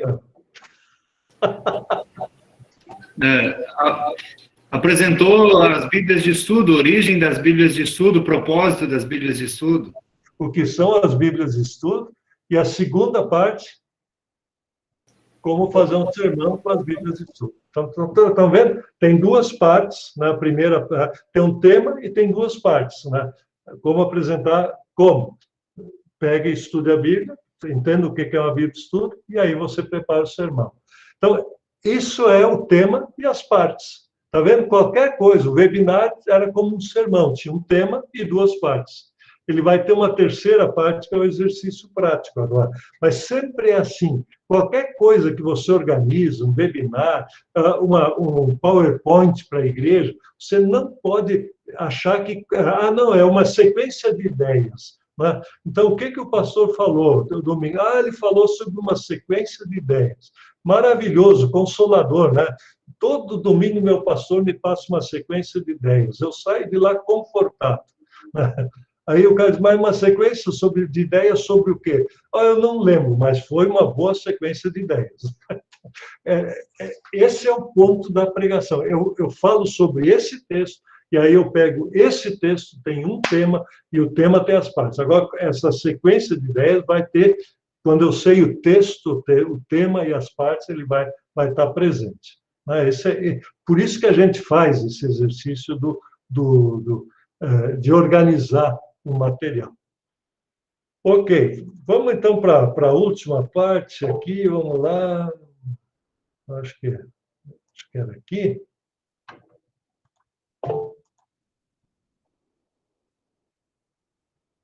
Estamos compartilhando, agora vamos para o exercício. Aí o exercício. Então, isso é uma sugestão de exercício. Se eu quiser pregar sobre João 6, né, pega o texto bíblico, né, e coloca lado a lado. Se você não tem bom acesso à internet, coisa assim, você pode pegar duas traduções. Todos nós temos mais de uma tradução da Bíblia aqui, né?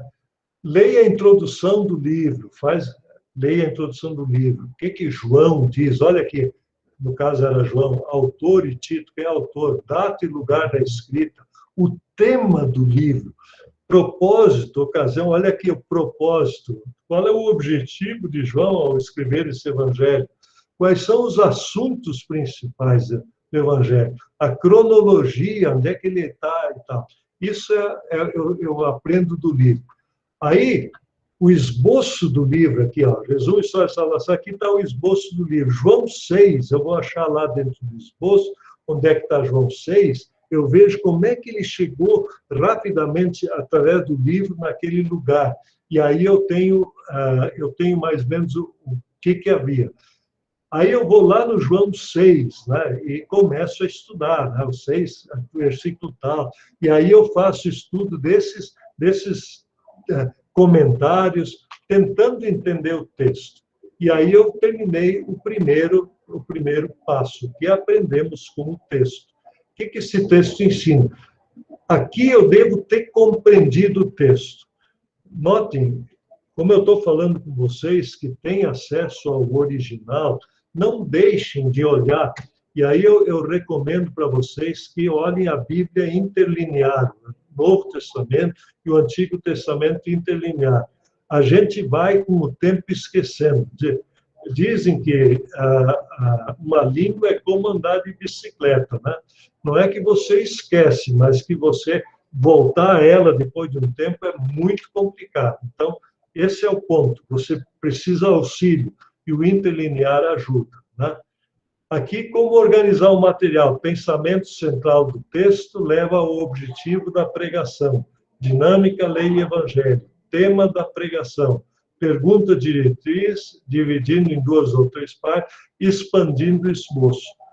Dentro do esboço, as ideias que eu anotei, eu vou começar a colocar onde é que cabe isso, onde é que cabe aquilo, o que eu apresento primeiro. Aí eu tenho como trabalhar. Eu gosto muito de preparar palestras com PowerPoint. Normalmente, os primeiros quadros do PowerPoint, eu boto todas as ideias que me vêm à cabeça, eu ponho lá. Depois que eu estruturo, eu começo a colocar, puxo de lá e ponho aqui, puxo de lá, ponho ali. E aí eu vou ajeitando aquilo. O PowerPoint ajuda muito a preparar as partes, né? E aí venho preparando-se para pregar.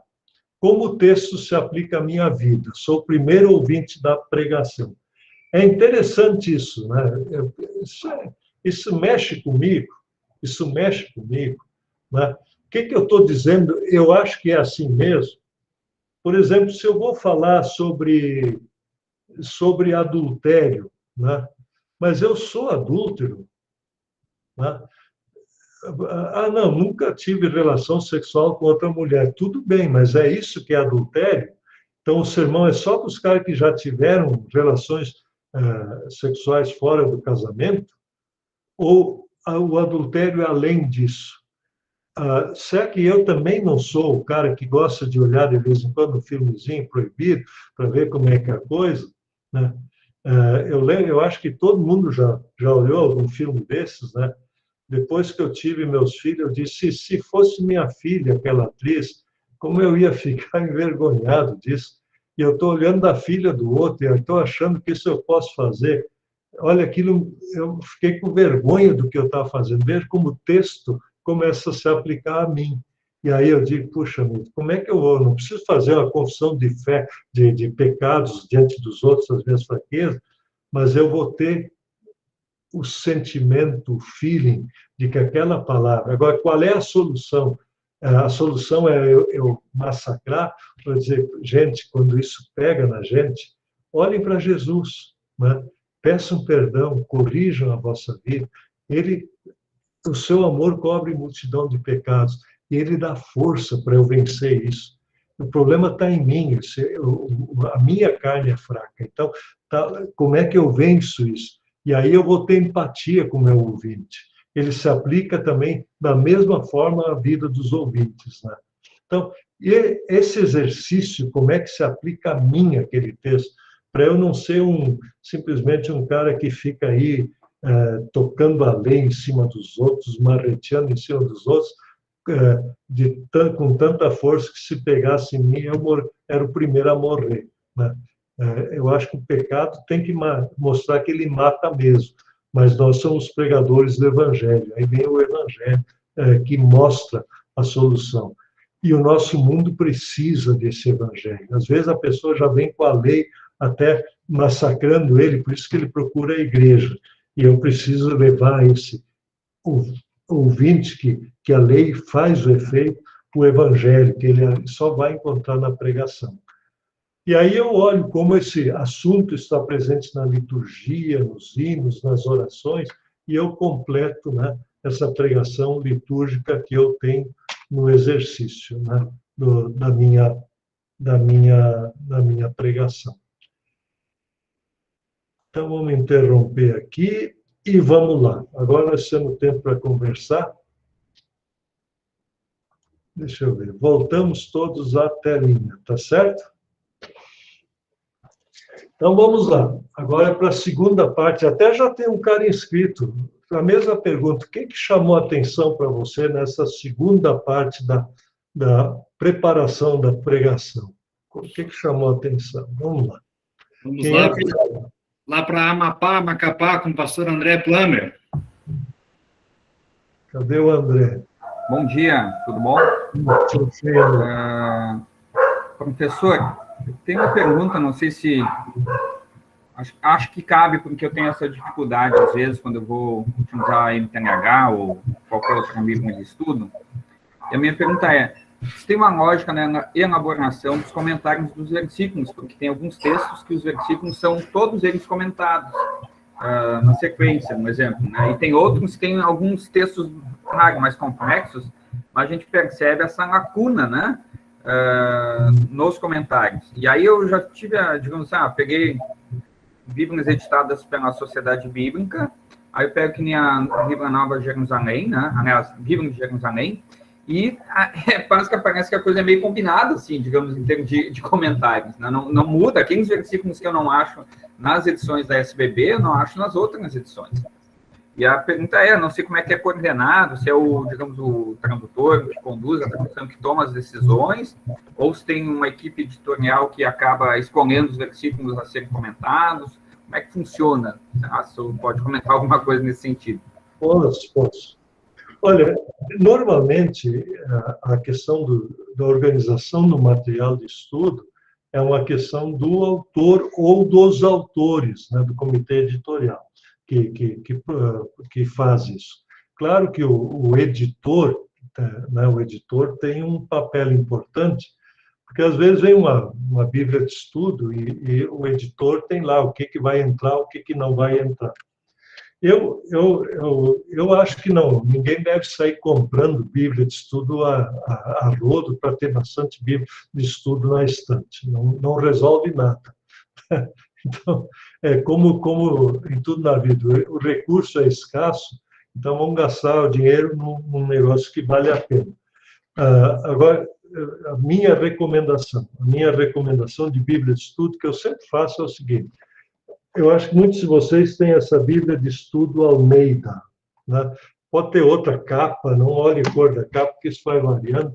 Às vezes a gente quer comprar esse material de novo, não tem mais para venda lá no produtor, e se tiver muito caro, etc. e tal. Mas a Bíblia de estudo Almeida é uma boa Bíblia de estudo. Ela é a Bíblia que eu usei bastante e me ajuda bastante. A outra Bíblia que eu acho que vale a pena ter é essa Bíblia de estudo NTLH, tá? É uma Bíblia de estudo que vale a pena ter. Qual é a diferença entre as duas? Não é tanto na parte das introduções. A Bíblia de estudo NTLH tem uma característica que ela tem essa notinha azul aqui no meio do texto e tem notas de rodapé aqui embaixo. Essa notinha aqui no meio do texto, ela ajuda muito, porque às vezes ela até te dá ideias da pregação, ela estrutura aquele texto. Então, eu gosto, é uma das que eu mais uso. E desde que saiu essa aqui, a Bíblia de Estudo Nova Almeida atualizada, essa é que eu mais gosto hoje de usar. Eu uso as três, né? Mas essa aqui, ela é, sem dúvida, uma das melhores assim, de conteúdo que já saiu. E ela praticamente comenta todos os versículos. Então, às vezes, se os outros não tinham, essa aqui tinha. Então, eu acho que se alguém pode comprar só uma, né, eu digo, economiza um pouco mais, essa é mais cara. Só para vocês verem o tamanho de uma e de outra, já dá para entender porque uma é mais cara que a outra. Né? Ela é o dobro, né, de volume, inclusive. Mas a NAA, eu diria... E a segunda, seja lá, se você tem Almeida, a segunda compra a NTLH. Essas duas ajudam. E a de Lutero, né? A de Lutero ajuda? Claro que ajuda. A de Lutero é uma Bíblia de estudo de Lutero, né? Sobre Lutero, sobre o pensamento de Lutero. Então, se você quer estudar a Bíblia com o pensamento de Lutero, aquela vai te ajudar. Mas a Bíblia de estudo de Lutero, ela até tem introduções, tem algumas coisas, mas ela não vai te trazer o que esses aqui te trazem. Ela é vinculada ao pensamento de Lutero. Então, por isso que, quando você vai olhar Bíblias de estudo, eu tenho a Bíblia de estudo da mulher, tá bom, é uma Bíblia que eu gosto muito, né, que tem muitas coisas sobre o universo feminino, mas e ajuda a gente a entender melhor como é que é esse pensamento, como é que mexe com isso. Né? Diz até um senhor, ele disse, eu entendi minha esposa melhor depois que eu li a Bíblia de estudo da mulher. Todo homem devia ler essa Bíblia de estudo, os comentários que a mulherada escreve lá. Então, tá bom, mas a outra finalidade. Quando eu vou preparar a pregação, eu tenho que ter coisas que me levam à pregação, que me ajudam na pregação, ao estudo bíblico.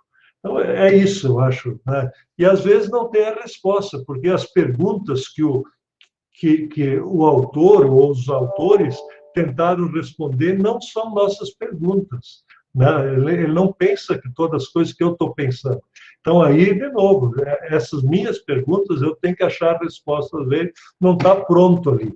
Então, sempre vai ter essa dificuldade, né? que vai ter. Mas, de Bíblias de estudo, eu acho que essas três. Essa Nova Almeida atualizada, uma das coisas muito bonitas, por exemplo, eu estou preparando muitos estudos sobre Salmos, né? A estrutura do Salmo, né? Eu li, por exemplo, nesse estudo homilético que eu preparei agora, que eu mandei lá para o pessoal do seminário, o Salmo 46, né, que a gente logo pensa no Castelo Forte, né, e nas estrofes do Castelo Forte. Né, Deus é nosso refúgio e fortaleza. Bom, Deus é nosso, esse é um hino também. Quantas estrofes tinha o Salmo 46? Alguém sabe? De sopetão assim? Eu não sabia, né? Duas. Mas como é que você sabe que é duas estrofes? Tem dois estribilhos, no fim da primeira estrofe e no fim da segunda estrofe. bem assim, né? O estribilho é: o Senhor dos Exércitos está conosco, Deus de Jacó é nosso refúgio. Está no versículo 7 e no versículo 11. É curioso isso. Nunca tinha me chamado a atenção. E eu já ouvi pregações, né, que as estrofes do Castelo Forte estão uma atrás da outra lá dentro. Não é bem assim, né? Está meio floreado esse troço. Né? Floreado é enfeitado, né? É enfeitado isso. Aqui tem duas estrofes, a estrutura do texto. Agora, quando eu pego essa estrutura, esse salmo foi escrito lá para o tempo de Lutero? Não, não. Aquilo foi o comentário de Lutero sobre esse salmo. Agora, quando eu quero o texto, o que o texto diz? E o que o texto diz faz a ponte para hoje? Estão vendo como aí, no dia da reforma, eu faço uma pregação de reforma para os dias de hoje. E coisas desse tipo, né? Que entrar no texto. Cada vez que eu prego sobre um texto, o que esse texto é bom para hoje? E não as minhas ideias, né? Não o que eu recebi essa semana lá no WhatsApp, o videozinho legal que me mandaram, que é muito, muito joia, né? Tudo isso também é legal, é bom, é bonito, né? Mas eu, às vezes, perco a oportunidade daquele texto, trazer uma mensagem toda especial. Não sei se eu respondi ou se eu enrolei, mas eu disse alguma coisa sobre a pergunta aí, não foi? Quem mais gostaria de falar um pouquinho o que chamou a atenção? Marcos Weirich, aí, ó, você que está cuidando, Joel, manda ver. Isso, é o Marcos. Bom dia, colegas aí, também pastor Arni, obrigado pelo momento até agora, né? Pergunta, comentário, assim, né? O senhor falou antes sobre alguém sair do culto e dizer, me senti consolado, né? E daí tu pergunta para ele, o que o pastor falou? Não sei muito bem, mas eu me senti bem, né? Como uma sequência de ideias, eu acho que esse foi o termo que o senhor usou, né? Contrapondo com uma proposta, assim, de elaboração de mensagem que tenha realmente uma diretriz, né? Que a pessoa entenda o que é início, meio e fim, né? Se eu compreendi bem, né? Muitas vezes se usa aquela ilustração da comida, né? Para comparar com a mensagem também da Bíblia, né? Eu não sei o que eu comi ao longo da minha vida inteira, né? Qual foi o almoço da minha idade, quando eu tinha 30 anos, 25 anos, né? Mas eu sei que aquela comida me sustentou, né? Pensando nessa comparação aí que se faz, né? De não saber o que a gente come ao longo da nossa vida, mas mesmo assim a gente está alimentado. Se eu entendo bem, não dá para concordar, então, com isso, quando o senhor comenta que precisa, na verdade, ter algo mais claro, assim, e não se comunica mais nesse sentido, não? Não sei se eu fui claro no comentário, na pergunta, né? Eu te entendi, sim. Dá para usar essa comparação, assim, ou, na verdade, ela é uma comparação que precisa ser deixada de lado, né? Não se poderia usar mais, né? Até que ponto que a gente comunica e não comunica mais, né, nesse sentido, né? Não, eu acho que as duas coisas são verdade, tá? Eu sempre tento comer coisa boa, né? Mas ontem de noite, tá? Eu estou falando de mim agora, ontem de noite eu fui surpreendido. Pelas 6 da tarde, mais ou menos, tocou a campainha e veio um cara entregar 2 bolsas de comida. E a minha mulher atendeu ele e disse, mas eu não encomendei nada. Né? Aí ela disse, aí ele disse, não, quem está mandando aqui é uma tal de Suzana, e tem aí o nome de 4, eram as minhas netinhas pelo dia do avô, né? Elas mandaram. E eu posso te dizer tudo que elas me mandaram. Me mandaram pães, me mandaram 2 patês, me mandaram 2 bolos e me mandaram alguns docinhos. Esse de ontem eu lembro tudo, né? Fui surpreendido. Agora, eu também lembro do prato que eu comi no meu casamento, né, que faz 48 anos atrás, o que foi servido no casamento. Eu lembro direitinho aquele prato. Eu lembro o que o meu pastor falou, que era o pastor Leopoldo Raimann, no dia do meu casamento. Eu lembro outros sermões. E eu lembro o sermão desse final de semana lá da minha igreja, que o pastor Elmar nos pregou, né? Algumas coisas que ele falou, eu lembro bem. Então, isso é uma coisa. Agora, o sermão de domingo, eu vou lembrar durante a semana. Essa é a pregação que a pessoa vai levar. Esse ele deve lembrar, né? Alguma coisa. Não posso dar aquela resposta genérica. que foi. Como a janta de ontem foi tão surpreendente que eu vou lembrar muito tempo, né? E como vocês também lembram vários sermões que vocês ouviram, palestras, ou coisas que vocês lembram, e não esquece até as partes estruturadas, porque a parte ajuda vocês a lembrar. Mas vocês não vão lembrar tudo, né, que foi ao longo da vida. Então, eu acho que essas duas coisas andam paralelas, né? Por isso, a gente estrutura para que a pessoa, pelo menos, tenha uma marca de uma semana. Se me falar o que foi falado há 2 semanas na igreja, eu não vou lembrar, nem há 3 semanas, né? Eu sei mais ou menos o que o pastor está pregando nas perícopes, ele está pegando texto do Antigo Testamento, e aí eu começo a me lembrar de novo, porque tem uma sequência de instrução. Mas eu não vou lembrar cada pregação e etc. e tal. Não é essa a intenção, né? Mas na semana eu devia lembrar, ao sair da igreja. Façam o teste vocês mesmo, faz esse teste. Você vai no culto distrital, né? E o colega que prega, ele, às vezes, e pode ser qualquer um, pode ser eu mesmo pregando, não é feliz. O que o pastor falou? Poxa vida, eu não consegui me concentrar, a gente diz, né? Mas não me chamou a atenção também, né? É o outro lado da moeda. Ele não me captou a atenção. Então, houve algum problema de comunicação. Então, como a pregação, tudo é comunicação, a Bíblia é comunicação, né? Não esqueça, evangelho é notícia, comunicação é boa notícia, evangelium, né? Então, é notícia. É isso. Tá bom, Marcos? Seguimos na conversa? Valdir Lopes. Bom dia, pastor Erni, bom dia, colegas. Primeiramente, eu não sei se estão me ouvindo, estão conseguindo me ouvir? Sim, está ótimo. Tá.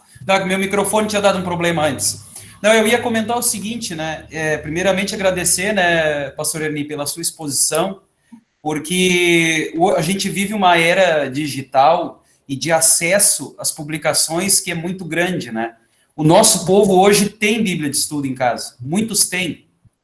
E, às vezes, a gente cai na tentação de usar as notas, ou alguma citação, alguma coisa nesse sentido, e é muito sedutor, às vezes, você pegar a Bíblia, por exemplo, a Bíblia da Reforma, ela é muito rica em notas, né? Tem várias notas ali colocadas, e você sair citando aquelas notas, né? Então, eu vejo como muito proveitosa a sua explicação aí agora de manhã, porque nos ajuda a estruturar e olhar para as Bíblias de estudo e não somente fazer uma cópia, mas tentar, de alguma maneira, à luz do texto bíblico, digamos assim, formar um cardápio, né, que possa ser levado até quem nos ouve, né. E, hoje em dia, o acesso a essas Bíblias, ele é bastante difundido. Aqui na nossa congregação, por exemplo, muita gente tem Bíblia de estudo. Se a gente for só se valer das notas e copiar coisas, aí a gente vai chover no molhado, né? Mas uma coisa que eu vejo que o senhor destacou na sua fala aí, que eu acho que é muito importante, é que nós temos um tesouro muito grande, que é o acesso às línguas originais, né? Eu acho que isso aí não pode ser perdido. Uso muito a Bíblia Translinear, eu acho que é uma ferramenta, assim, fabulosa, né? Que a gente precisa usar, porque esse é digamos assim, um recurso que a gente tem que escapa muitas vezes de um olhar mais leigo, né? Nos ajuda, pelo menos, a refletir bastante sobre o texto. Então, acho que esse mapinha que o senhor colocou hoje de manhã, eu gostei muito, quero agradecer pela dica do site ali, confesso que eu não sabia como usar aquelas versões lado a lado, né? E agora acabei descobrindo aí, eu vi que tem que fazer o cadastro no site da SBB, né, para ter acesso a esse recurso, né?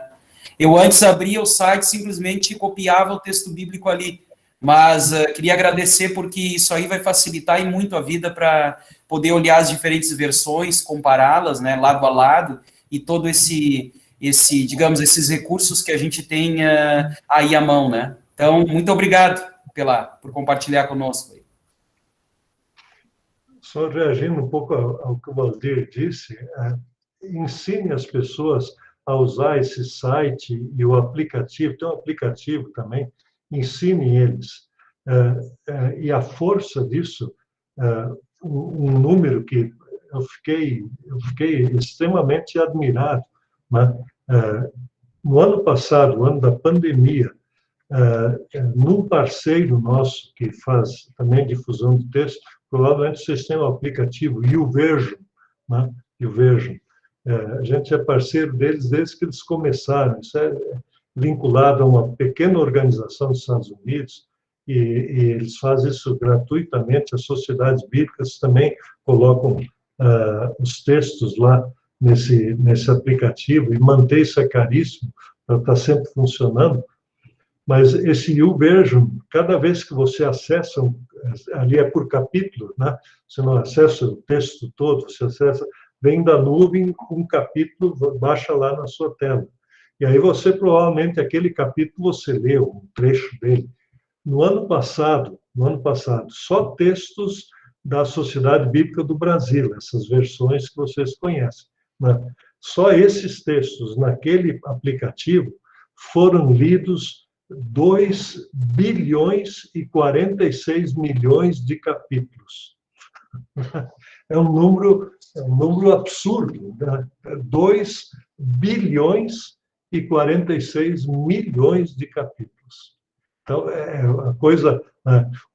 E uma outra coisa curiosa, é que às vezes a gente não tem noção, a maioria das pessoas, quando lê, usa o recurso do áudio. Eu não sei se vocês usam o recurso do áudio no aplicativo, eu até acho que não, né? Mas a maioria das pessoas, como é que a gente sabe que eles usam o recurso do áudio? Um dos áudios da Sociedade Bíblica foi feito pelo Cid Moreira, e há uns anos atrás, durante um período, né, como ele é contratado da Globo, tem certas licenças que ele precisa ter com a Globo para usar sua voz em projetos como esse, né? E teve lá um tempo que esses direitos não estavam disponíveis e não tinha áudio, né, naquela versão, que é a NTLH. E o que aconteceu? O pessoal lá de Oklahoma, que faz o aplicativo, entraram em contato conosco que diminuiu o fluxo de o streaming dessa versão da Bíblia durante aquele período. As pessoas não iam mais porque não tinha áudio. Às vezes a gente não tem noção disso, né? Como isso é importante para as pessoas. E como na igreja a gente pode ensinar. Uma outra coisa que talvez vocês não sabem, esses textos bíblicos que estão ali, eles são sempre atualizados, eles saem de uma fonte única, que é a Digital Bible Library, a biblioteca de versões bíblicas das sociedades bíblicas. Então, sai direto de lá. Mas tem outros pequenos aplicativos e coisas que estão aí, chama online, chama não sei o quê, que às vezes os membros da igreja querem usar, e ali às vezes falta versículo, às vezes tem alteração de texto, os caras brincam.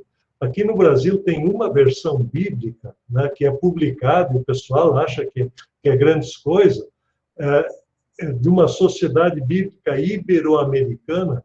Essa sociedade bíblica não tem sócio, por exemplo, é um cara só, né? E a versão, ele cita lá gente famosa, até citou o Dr. Rude, né, como tendo ajudado na versão. Ele nunca, ninguém dessas pessoas que ele cita ajudaram, mas o cara vende bem Bíblia, viu? Então, ajude os pessoal da igreja, sem falar mal de alguém, mas simplesmente dizendo, olha, busque aqui é um lugar que você pode confiar. E é grátis, não é pago. Né? Ninguém está brigando para comprar Bíblia ou vender Bíblia. Não, a sociedade bíblica não existe para vender Bíblia, existe para disponibilizar a Bíblia. Né? E claro que tem um preço que tem que ser pago, é como também dizer que vocês estão vendendo a palavra para ganhar o salário no fim do mês. Isso é falar mal de vocês. Né? Vocês precisam receber o salário para viver. Agora, não é que vocês fazem aquilo que estão ganhando pago para fazer. Então, é coisa bem diferente. Então, a mesma coisa, expliquem para as pessoas isso e ajudem elas. Elas gostam. Quanta gente faz caminhada, bota fone de ouvido lá. Hoje, né, tem agregador de podcast, que você pode pôr o texto bíblico lá, que é usado na igreja, está ali e tal. É muito bom ajudar as pessoas a terem esse contato. E Bíblia de estudo, uma outra coisa que eu aprendi, que o pessoal faz, eu tinha um colega que trabalhava comigo, pastor Eude Martins, não sei se alguém conhece, o Eude agora está aposentado aqui por nós, mas ele trabalha dando aula, ele é assembleiano, ele foi o diretor da Editora Vida, né, que vocês conhecem, a Editora Vida. O Eude, cada ano, ele lia a Bíblia uma vez por ano. Ele pegava uma Bíblia de estudo e lia as notas e comentários para a sua própria edificação. O devocional dele, um ano de estudo da Bíblia em um ano, era como uma Bíblia de estudo. Eu achei aquilo lindo, né? Outros fazem, por exemplo, a Bíblia da escola dominical. Cada professor recebe, o pastor prepara as aulas a partir daquilo, né? Então, em vez de dizer, olha lá, prepara a aula com uma Bíblia de estudo, ensina eles a usar. Eles têm, como você disse, o material em casa, né? Mas eles não sabem. Essa palestra que eu estou compartilhando com vocês, eu já dei em vários países aqui na América Latina para pastorado. Eles compram Bíblia de estudo e ficam lá olhando um comentário aqui, lê, não entendi, olha lá. Ele pode usar isso no seu dia a dia, enriquecer o seu ministério, né? Utilizando, de fato, o recurso que ele tem na mão. Então, é essa tentativa, mostrar como é útil isso para a gente. Tá legal. Vai, Joel, contigo. Muito bem. Nós temos ainda 5 minutos aí do nosso tempo estabelecido. Não sei se alguém tem algum comentário. O professor falou aqui, enquanto alguém se inscreve aí, o professor falou do aplicativo da SBB e também do YouVersion. Nós temos também o aplicativo do Catecismo Menor, em português, que é possível a gente divulgar entre os nossos membros aí, para os jovens também. Utilizem o aplicativo e compartilhem com a igreja para que outros também tenham acesso a esse aplicativo. E da questão da atualização, né, que foi dito aqui das nossas confissões, ou então das nossas dogmáticas, eu não sei se essa é a mais atual, mas pelo que eu vi, isso aqui é de 2017, o que foi publicado lá pela Concórdia Publishing House. O professor o professor Rudy, está traduzindo, são 2 volumes, ele está trabalhando na tradução para que a editora Concórdia lance em português esse exemplar aqui, mas quem lê em inglês é possível comprar pela Amazon, então, acho que deve estar uns R$500 isso aqui, comprando pela Amazon em inglês. Mas quem não tem acesso aí à literatura, aguardar um pouco que a Concórdia Editora vai lançar essa sistemática, né, teologia sistemática mais atualizada. Aí são artigos que vários autores escreveram que eles concentraram nesse livro, aí, condensaram nesse livro, que é uma atualização da nossa dogmática aí. Muito bem, pelo que eu vi aqui, ninguém mais se inscreveu para fazer perguntas. Teve alguns comentários ali no chat, alguns agradecendo o professor, outros comentando o que foi dito aí e tudo mais. O Davi comentou que ele lembra do cachimbo do professor, né? Cadê o Davi? Muito bem, então vamos agradecer ao professor. Vou convidar o pastor Valdir Hoffmann, lá de Joinville, se ele pode fazer a nossa oração final aí para a gente encerrar, então, o nosso encontro. Não sei se o professor tem ainda alguma palavra final aí. Antes da oração, só dizer, foi uma alegria rever, desde colega de classe, com que eu reconheci pelo menos um, Edgar Lemke, que há tempo eu não vejo, como vários outros de vocês que a gente encontrou no seminário, e conhecer gente nova aí. É uma alegria muito grande poder compartilhar que essa que é a minha turma, né? A turma que como eu, gosta de sentar para louvar a Deus, né? E que não fica muito feliz com o distanciamento social fora da pandemia, né? Que às vezes tem na igreja, mas que a gente olha isso também com bom humor, né? E tenta trabalhar para que mais gente venha sempre louvar a Deus. E é um privilégio levar a palavra de Deus, e sintam-se privilegiados, deem o melhor, como sempre deu, não também para isso. Deus abençoe a cada um de vocês. Um abraço. Muito bem. Professor, obrigado por gentilmente aceitar o nosso convite de participar da nossa reunião aqui. Aí também por autorizar que nós gravássemos ela para a gente compartilhar com os demais pastores que não puderam estar presentes aqui na webinar e vão acompanhar no momento posterior aí, tá bom? Que Deus abençoe o seu trabalho aí na Sociedade Bíblica do Brasil, a sua família, e que Deus abençoe também a sua participação na igreja. O senhor é membro lá na Ebenezer, com o pastor Elmar Hoffman, né? Isso. Tá? E pelo que eu vi, acho que o pastor Elmar estava presente aqui na live. Aqui. Um abraço para o pastor Elmar também. Pastor Valdir? Muito bem, estão me ouvindo, tranquilo? Sim. Querido Deus e amado Pai Celestial, na Tua graça nós estamos muito felizes nesta manhã, por termos sido abençoados por Ti, por termos este papel tão importante dentro da igreja, de sermos os porta-vozes do Teu Evangelho, da Tua Palavra.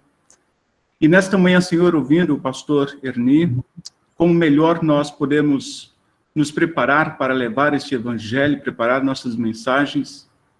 Nós Te agradecemos imensamente por esta oportunidade. E pedimos ao Deus que faça de nós bons obreiros, bons pastores, bons pregadores, que faça uma leitura adequada da Tua Palavra e que possa fazer essa ponte para a nossa realidade, para a nossa época, e aplicar de forma madura, tranquila e com sabedoria toda a Tua Palavra para a vida das pessoas. Abençoe, portanto, o ministério de cada um, os pastores que aqui estão, abençoe a nossa igreja, abençoe também a direção nacional da nossa igreja, e, em particular, Senhor, nesta manhã também, abençoe a Sociedade Bíblica do Brasil, do qual o nosso palestrante, o pastor Erni, é o diretor-geral dessa instituição. Pedimos por ela e te agradecemos, porque ela tem sido um instrumento muito importante em tuas mãos para levar esta palavra a tantas e tantas pessoas. Enfim, ó Pai, fica conosco neste dia e abençoe a vida de cada um. Em nome de Jesus nós oramos. Amém. Amém. Muito bem. Dá os parabéns aí para o pastor Rocha, o meu pastor aqui em Porto Alegre, né, que está de aniversário hoje. Parabéns, pastor. Bênção de Deus para a sua vida. Depois nós vamos lá comer o bolo. E a gente lembrar aqui, eu coloquei no chat as nossas próximas reuniões. No mês de agosto, nós teremos 3 encontros. No dia 3/8 vai ser o pastor Jarbas Hoffman. No dia 17/8, nós vamos falar sobre o Departamento de Expansão Missionária com o pastor Éder Guns. Se eu não me engano, o pastor Éder convidou um pastor para palestrar nesse dia aí para nós, né? E no dia 31 de agosto, o Gabriel Zontak. O Gabriel Zontak, lá de Vitória, esqueci o nome da cidade, lá ao lado de Vitória, que o Gabriel é pastor lá. Então, ele quem está... Cariacica, tá? Então, o pastor Gabriel Zontak, 31. Então, anotem essas datas aí, eu vou informando aí, conforme a gente vai recebendo o tema dos nossos palestrantes aí, passando para vocês o link e a divulgação aí para que a gente tenha nossas próximas 3 reuniões no mês de agosto. Tá bom? Provavelmente, no mês de agosto ali, a gente está aguardando um visto de trabalho lá para Moçambique e para Angola. Provavelmente eu não estarei presente nessas reuniões aí, mas alguém vai liderar aqui para liberar o link e tudo mais. A gente está aguardando ainda a data certa da viagem, e assim que definido, a gente providencia alguém para organizar aqui na minha ausência, tá bom? Deus abençoe o trabalho de todos vocês, uma abençoada semana, e que nós nos vejamos aqui no nosso próximo encontro, no dia 3/8. Obrigado, grande abraço, Jael. Professor, colegas, até mais. Abraço, povo de Deus.